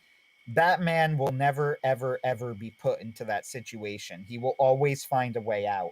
And as a Hmm. result, the story can never get past a certain level of infantilization and wish fulfillment. Yep. But Trigun goes beyond that by having this happen to Vash and then having Vash deal with it, having him observe, he has to now really look at his philosophy and see, was I right? Was I wrong? Am I a sinner? What was the point? Wolfwood too was shot for his troubles after sparing somebody's life. What does that mean for Wolfwood? Did Wolfwood make a mistake in converting to Vash's side? Was Wolfwood right all along? The whole point of the video that I made on the subject was to try and examine what the central thesis of the show is. However, I think in a sense it's a credit that so many people don't get the same thing out of it, because it means that the show was presenting these points of view with like a brutal honesty. And it is brutal. Like there's a real grittiness to the way that they portray it. It's also what prevents the show from being preachy. Hmm. Like, the thing with Batman is that if he was dealing with some like Saturday night, like Saturday morning Joker, who maybe he tied up the bank tellers or whatever, and he's got some like I don't know, a big game hunter. Right. 60s Batman Joker. Right, Caesar right. Romero Joker. Mostly, like definitely a threat, but mostly harmless. Like that makes sense. But guess what? I'm going like in the comic they even mentioned that there's like whole families that put together $1 million to hire somebody to kill the Joker. Like there's like bounties on his head from the families of people who Batman, because he allows the Joker to live, you know, hasn't actually saved. Can you imagine it? Like, this guy's a hero. He's saved your life, and he keeps saving Bruce Wayne's life for some reason, and etc. Uh, but you're Spider Man keeps. What's with Mary Jane always ending up Spider Man? What a weird right. thing. So like you can have all that. You can see it from Gotham, but if I was somebody there, it's like, listen, Batman. The Joker has killed like 6 of my friends from high school. Please end it, because nobody else is willing to. The fact that a cop hasn't just like, found the Joker comatose after, he fell into another chemical vat or something and just put 3 rounds into his head is astounding. Like, I would join the police force just to have a shot at killing the Joker or Two-Face or something like that. You know what I mean? Like, Two-Face actually has like decent mental excuses. Joker? He's just some crazy wacko who showed up with face Yeah, paint one that's day. the other thing. The idea that they keep putting out in the comics. I know it's a comic, so I don't really mean this as as a really serious criticism, but the idea that Joker would get off on insanity and go to Arkham Asylum is absolutely ridiculous, because Joker is completely lucid and can explain in precise detail the exact reasons why he did everything he did. Yep, And he would 100, it doesn't really matter, the rest of that stuff, the mental illness is, he is cognizant of his actions, he knows yep, what he did, he would 100% be convicted. yeah, Now I get that you need to keep him alive and you made that, and he's really good at faking it or whatever, fine, he's but it is something that I've popular. always noticed. Yeah, it is something I always noticed, like that, his excuse is complete bullshit. Right, Like, and I don't, and not that it's complete bullshit, like, oh, they bought that story. No, it's complete bullshit, because whether or not they buy the story anyway, he would still get executed. right. And Like, they would be perfectly legally justified in doing so. You would not get off using his excuse. like he does have, like apparently in universe he does have a crack team of lawyers, but like he must have every single judge in the East Coast convicted, and even then some. Like sorry, corrupted, and then some, just Yeah, because it's that bad. Like it's something that if I wrote a 10 novel series where this monster gets off every time, like no one would really want to read novel number 7, because they know that there'll be song and dance, and then the guy will get off scot free. Like it's good writing in the sense of like comics, which despite what people say, is a very low art. It's very entertaining, but it's not high quality unless it's done by a master. right. um you know Although that's true with a lot of things, but I get the point. It's more true for comics, Yeah, um, it is. just It because of the definitely nature of is. the beast. And I, Like, this isn't exactly, if somebody points out like who really cares and whatever, yes, you're right. Who you're really right. Who cares? really cares? But yeah, but with that said, it is a criticism, and the reason I bring it up is because Batman is in ways a character who is very similar to Vash the Stampede. But unlike Vash the Stampede, Batman is in the end, no matter how adult you try to make it, even in the Christopher Nolan movies, Batman is a children's character. Yep. And there is a fundamental infantilization there of his philosophy that Trigon absolutely does not have. Yep. Batman, I can't think of a single story where Batman ever truly had to pull the trigger on somebody to save somebody else's life. He's always come up with a third way. That's kind of the point of the character. That doesn't happen in Trigun. Yep. Trigun, they force the situation. The entire point, there's essentially a Joker character who shows up in the show. He's not the Joker in personality or even exactly in motivation, but he is the Joker in that he's an ultimate nihilist who makes it his mission to make Vash break the no kill rule. The difference is the Joker wins. Yep. But He again, makes Vash break the rule. yep. What if the Joker did that in Batman and they actually had to explore it? That could be a genuinely great story. Like, I would be legitimately interested in seeing a Batman story where he was forced to kill somebody to save somebody else's life, canonically, and then instead of like, blue screen of deathing or whatever, he had to come to terms with the fact, come to grips with whether or not his philosophy was correct or not. Right. Batman never self reflects. Again, even in the Christopher Nolan movies, people will call him out on it, but in the end, he will always prove them wrong and Yep. prove himself right. Like Vash the Stampede does not do that. The opposite happens. In the moment where he's forced to make the choice, he's forced to kill. with Batman and considering everyone else, like whatever, like somebody might be like, oh yeah, he'd be super shocked if he had to kill the Joker. Well, the thing is, everyone will be high fiving him. Yeah, I killed the Joker. Which is another, like, that would Everyone actually just be starts something chilling. legitimate to explore. Yeah, like Like, everyone that would would be an cheer. interesting move. Like Commissioner Gordon's going to be like, listen, I know you have that no kill thing, but drinks are on me, and we're going to get you through this, buddy. Like it's going to be one of those things where like, you And I know, go, Batman starts blue screen of death, and Gordon grabs him. slaps him. It's like, no, Yeah, no, no, the no, no. Joker killed thousands of people. He was a maniac. Get the, yeah, right? Right. Get over yourself. I didn't uphold the law. What, hold the law? The dude, like, tries to poison the entire city many, many times. I Just think you're justified in a little vigilante justice. I right. think we reached that point. Right. Like But it's that's like why, like, yeah. that's a legitimately interesting story, though. Like, I would want to, I would be interested in seeing that sort of exploration of Batman, Yeah. that he kills the Joker and everybody else is actually happy about it, and now he has to come to grips with his philosophy and what it means and if he was right or not. But Batman can't do that because he's a wish fulfillment character. Right. And it's like, can you imagine it? Like he kills, the Joker, and then all of a sudden, like the Riddler just sits there and he's like, wow, he actually did it. And then he thinks for a second, he's probably going to come for me next.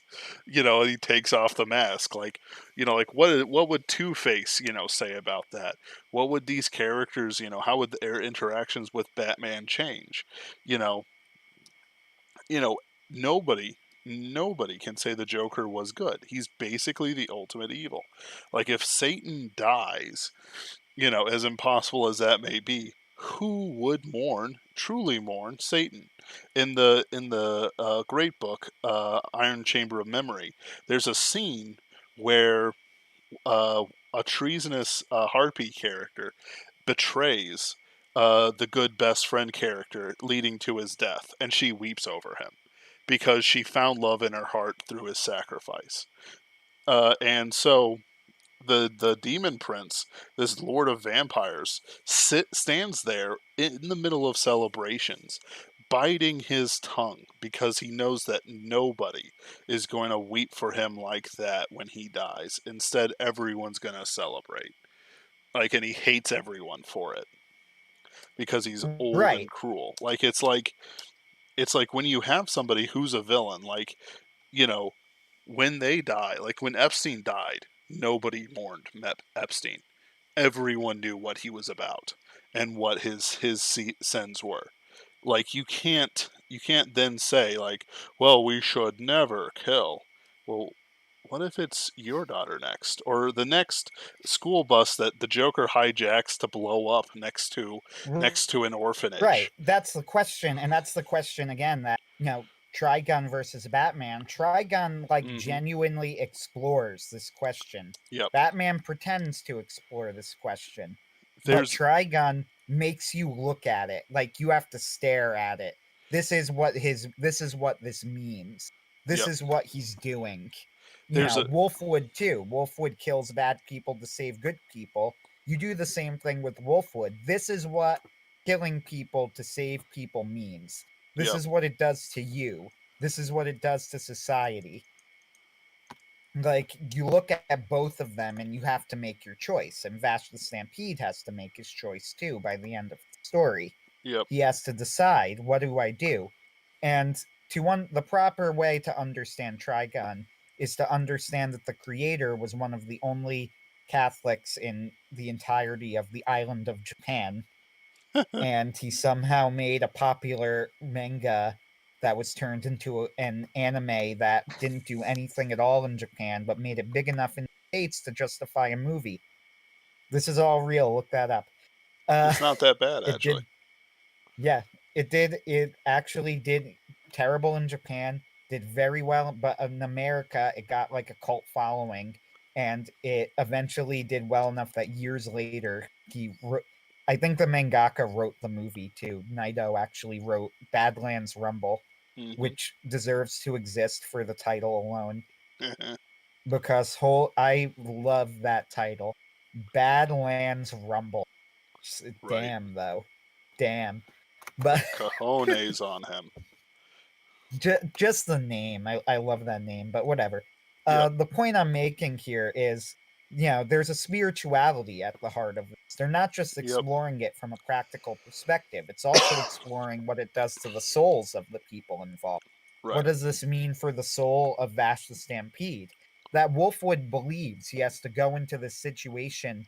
He believes that he needs to go into a situation willing to kill, or ready to kill, or needing to kill. What does Mm-hmm. this mean for the soul of Wolfwood? What does this do to the psyche of Wolfwood? And are you making these choices knowing that you're going to give up your own salvation as turning into a devil but working on the side of the angels, something that even makes sense? And all of this stuff is there. So Trigon just has this level of spirituality that is explored in ways that made me, when I originally watched the series, I have my tier list from S to F for the terrible shows. Trigun was originally like a show for me. Then I noticed that there was this massive amount of critical analysis of Trigun. Like, there's practically a body of literature on Trigun. And I started reading it and going of it, and it made me think the series. So Trigun's probably in the S list now. And this is an anime that is inferior to its manga. The manga is longer and just as brilliant and has more packed into it. And a Trigun Brotherhood would be a thing to see one day. So, Underworld Dream mentions the storyline about the Batman who laughed, which is basically how, the Batman kills the Joker finally. And basically, the Joker hits him with some Joker gas, and Joker comes back, except as Batman. And Bruce Wayne. Bruce Wayne seems to be doing a lot of practical jokes these days. I don't know why. So the thing about what we're talking about, we're not talking about like Joker dying but somehow coming back to life. Like Joker's dead, like guaranteed dead, dead. He's dead, dead, dead, dead, dead. Like they call up Doctor Strange or no, they call up who's the doctor with the helmet? Doctor Fate. They call up I Doctor don't Fate. know Dr. Fate. This I is can't new. remember. This one's new to He's me. got this like golden helmet, and he's a wizard. He's like the arch wizard of the world. I Um, may. It's very possible that I genuinely have never character. I'm gonna be honest. I legitimately have more fun most of the time reading the batshit Wikipedia pages of comics characters than the actual books, because seriously, the backstories of all of these characters are so nutso. It's kind of entertaining just to go like, where did they go next with this person? right. Turns out nowhere because they never wrote another comic about him. But with Doctor Fate, um, like he goes to hell and he sees the Joker suffering in hell. Like it's guaranteed that the Joker is dead, dead, dead, dead, dead, dead, dead. Uh, you know, like it's one of those things. He didn't even like God's like, you know what you did, and he threw him into the lake of fire, like pre-apocalypse. Like it's one of those things, like guaranteed. That's what we're talking about. We're not talking about anything about the Joker coming back. And in fact, that would ruin any sort of storyline that you could make about it. Like this, like it would, we're asking about, Yes. this thing where somebody who everyone agrees that isn't clinically insane, is evil, um, is dead. There's no more dead orphan piles. There's no more killing children to force parents to adopt orphans from your Joker orphanage. There's no, poisoning the water supply with fish that have the faces of the Joker on it. Like Gotham essentially turns into a utopia. Like the second the Joker dies, and all his stuff disappears. Like it's not even funny how much Gotham's life will be improved by the Joker dying. Yes. There is under no philosophy that has ever been respected by philosophers any justification for keeping the Joker alive. Not under Well, utilitarianism, not under here's objectivism. the one thing that I've heard is that the Batman is not a criminal. That his vigilante actions are actually, and this is where I think it gets political. But the that he is not doing anything illegal, and they are all citizens' arrests. You see, but to me that's flimsy justification because I know the writers didn't care when they wrote So them. yeah, but there's more. So therefore, the reason that Batman does not kill the Joker is because it is not the responsibility of Batman to kill the Joker. It is the responsibility of the duly elected, or the, I guess I should say, correctly formed and duly appointed policemen of the city of Gotham. And sure, but there's a flip side to that, which is literally anybody who had the opportunity to kill the Joker would be morally obligated. Yes. I Like, mean, or in the sense, like if they had, I suppose I should say, not so much if they had the opportunity to, but uh, if there was any reason, where you were upon the Joker and you could solve the issue by putting a bullet in his brain, you would be morally justified. That Batman does not do that is something that is not necessarily a bad thing for the character, but it is something that needs to be explored. yep, Why? Like, why hasn't he done, like, there has to be more to it. And also, if he does do it, what does that mean? yep. Like, we're not talking about like some sort of weird thing or whatever. We're talking about in universe morality where we're stuck with somebody who, is like, like where basically people would have to do mental gymnastics that Christians would not have a moral obligation from God to call a crusade against the Joker. Oh well, we're repeating ourselves. But I'm saying that there should be Yeah. a papal bull against anyone who helps the Joker. Yeah, the comparison that I'm trying to draw here, and I think this does connect to the topic too in terms of Oh, a it certainly spiritual does. thing.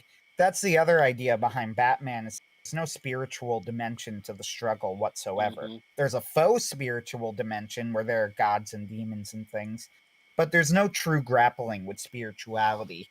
Trigun like really digs into the spirituality of the character after Vash kills Legato. I'm spoiling the whole show for you, but honestly, watch it anyway because this doesn't really matter.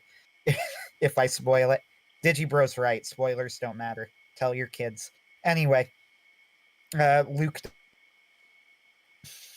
Snape killed Dumbledore, but anyway, the Dumbledore was point I'm gay making all in the hallways before they built plumbing. along. This is real. Like you can't even make that Oh, about the wizards, like throwing to away Rolling. their. Rolling can make it up, Yeah, it's true. but whatever. That's yeah. That's off topic.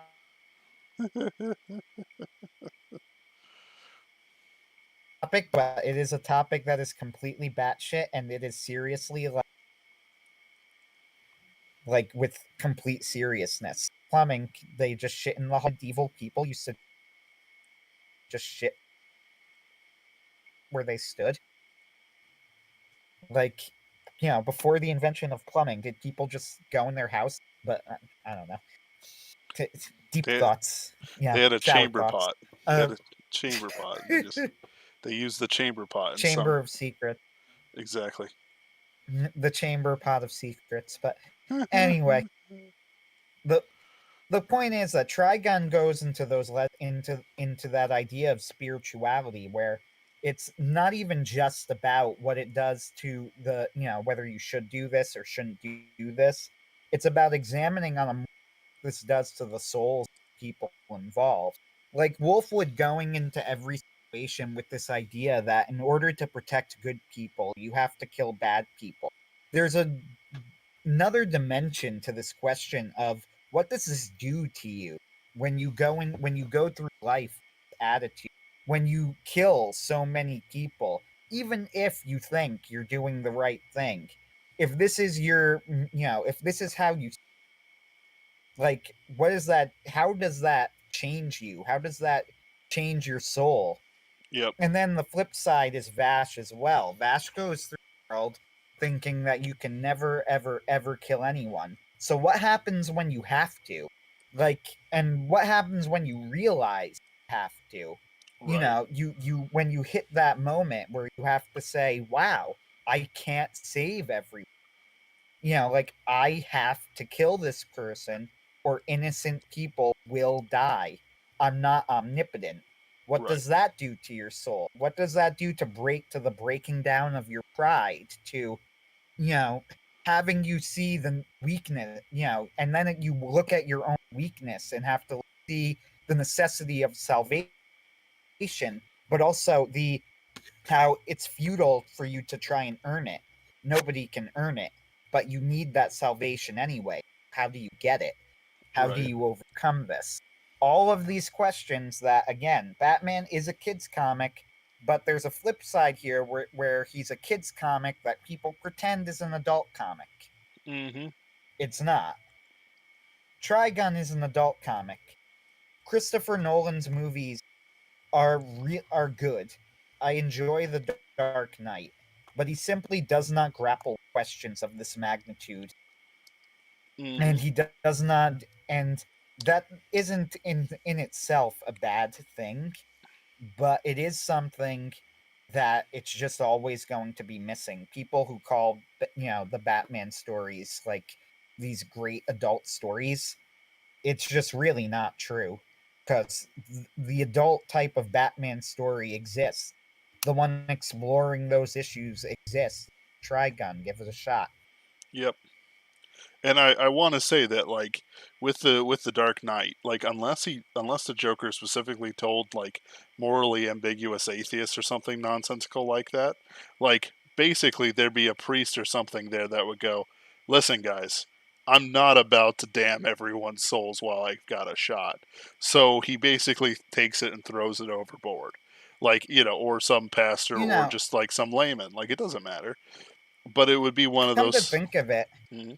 there's a better comparison.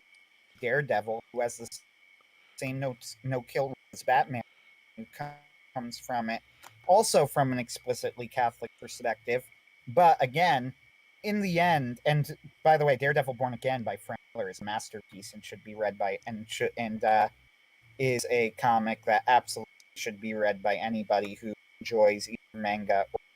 So it does reach that level sometimes, which is why I do think that Daredevil at its best is better than Batman at its best, because Yeah. Daredevil is really as much a wish fulfillment character.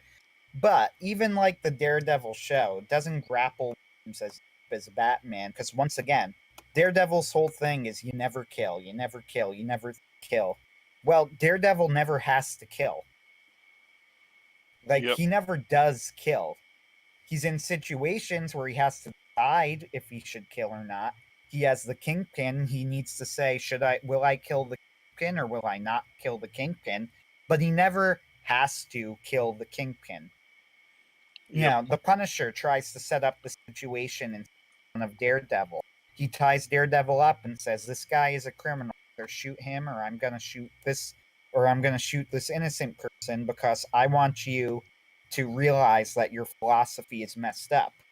Number one, this is a good idea, though I think it's rather blunt because the Punisher is not a character who was set up like Legato or any of that stuff. But whatever.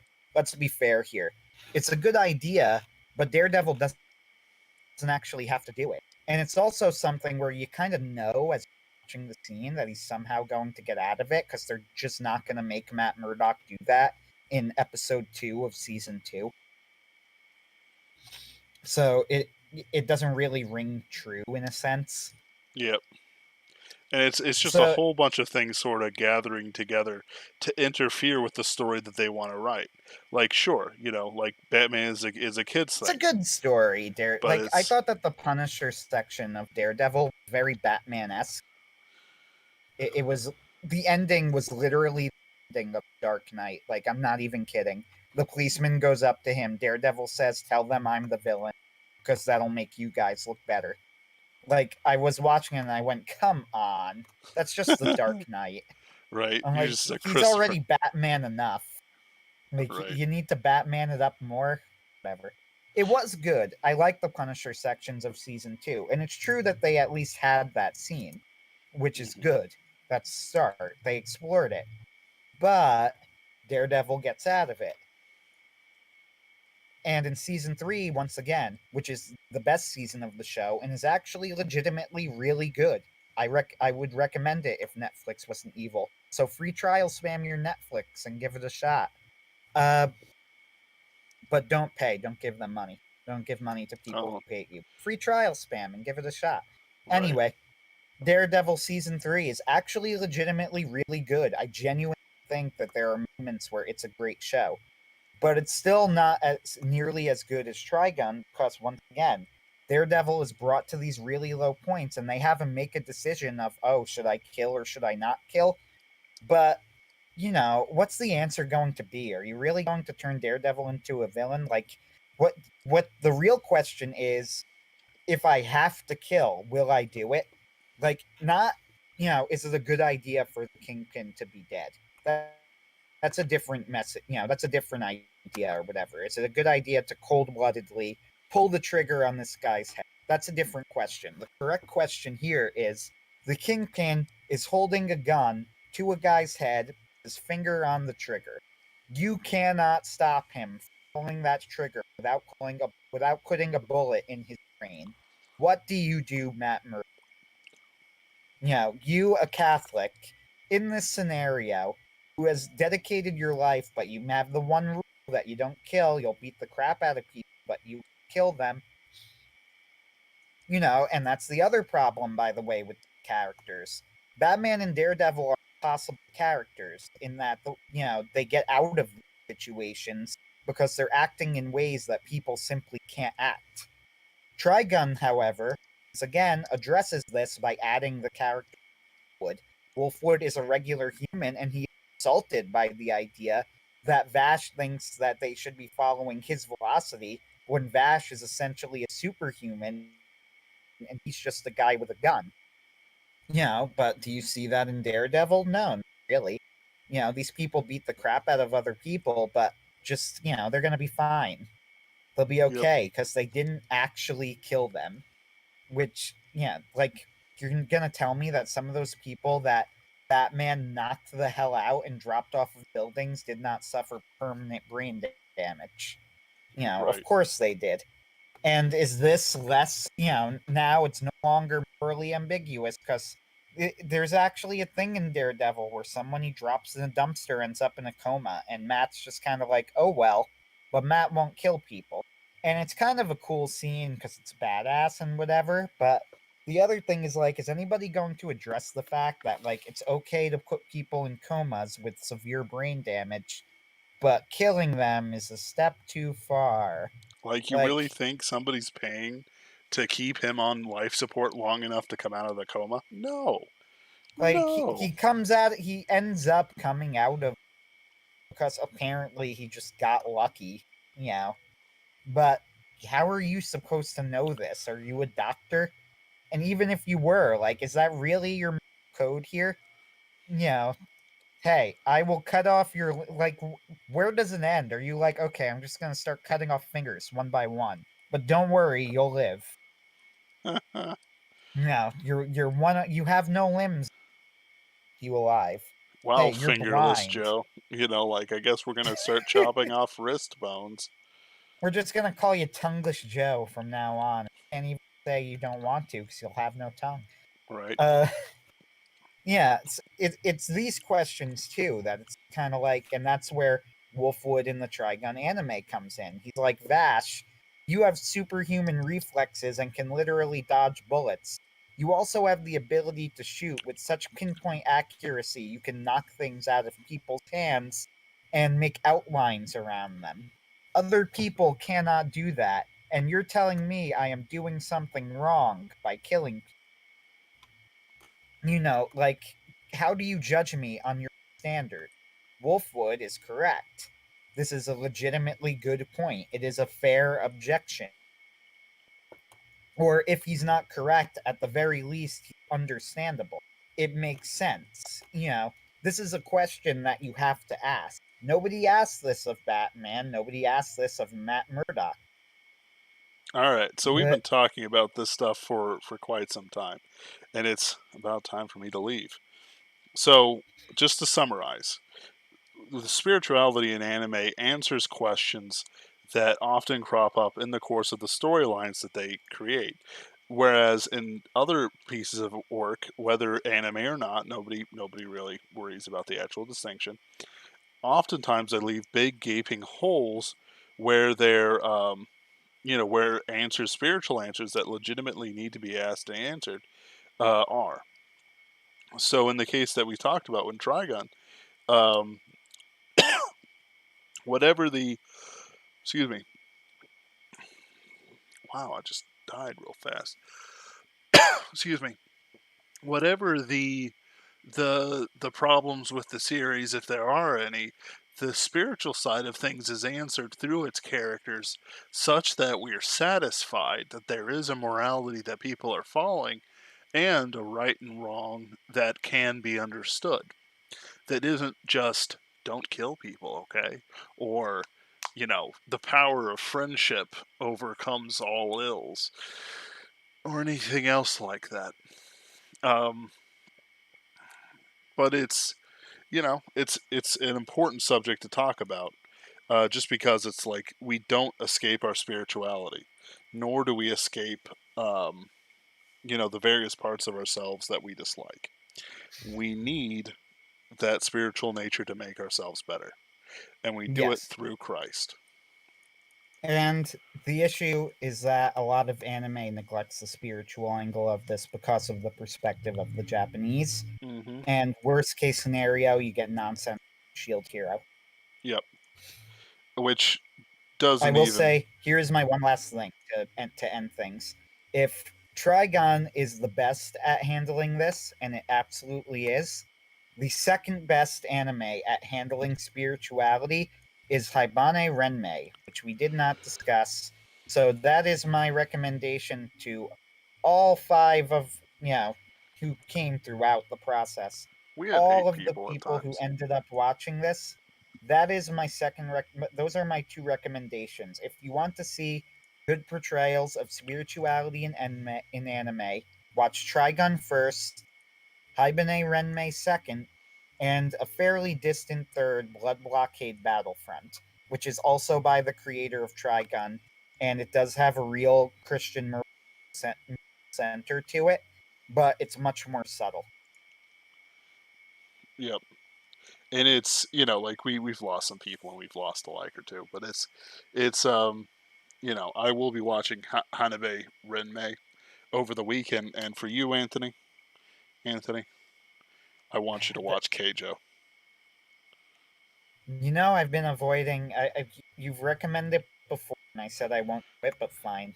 I'll There we go. I'll take the plunge, but I'm only doing it when no one else.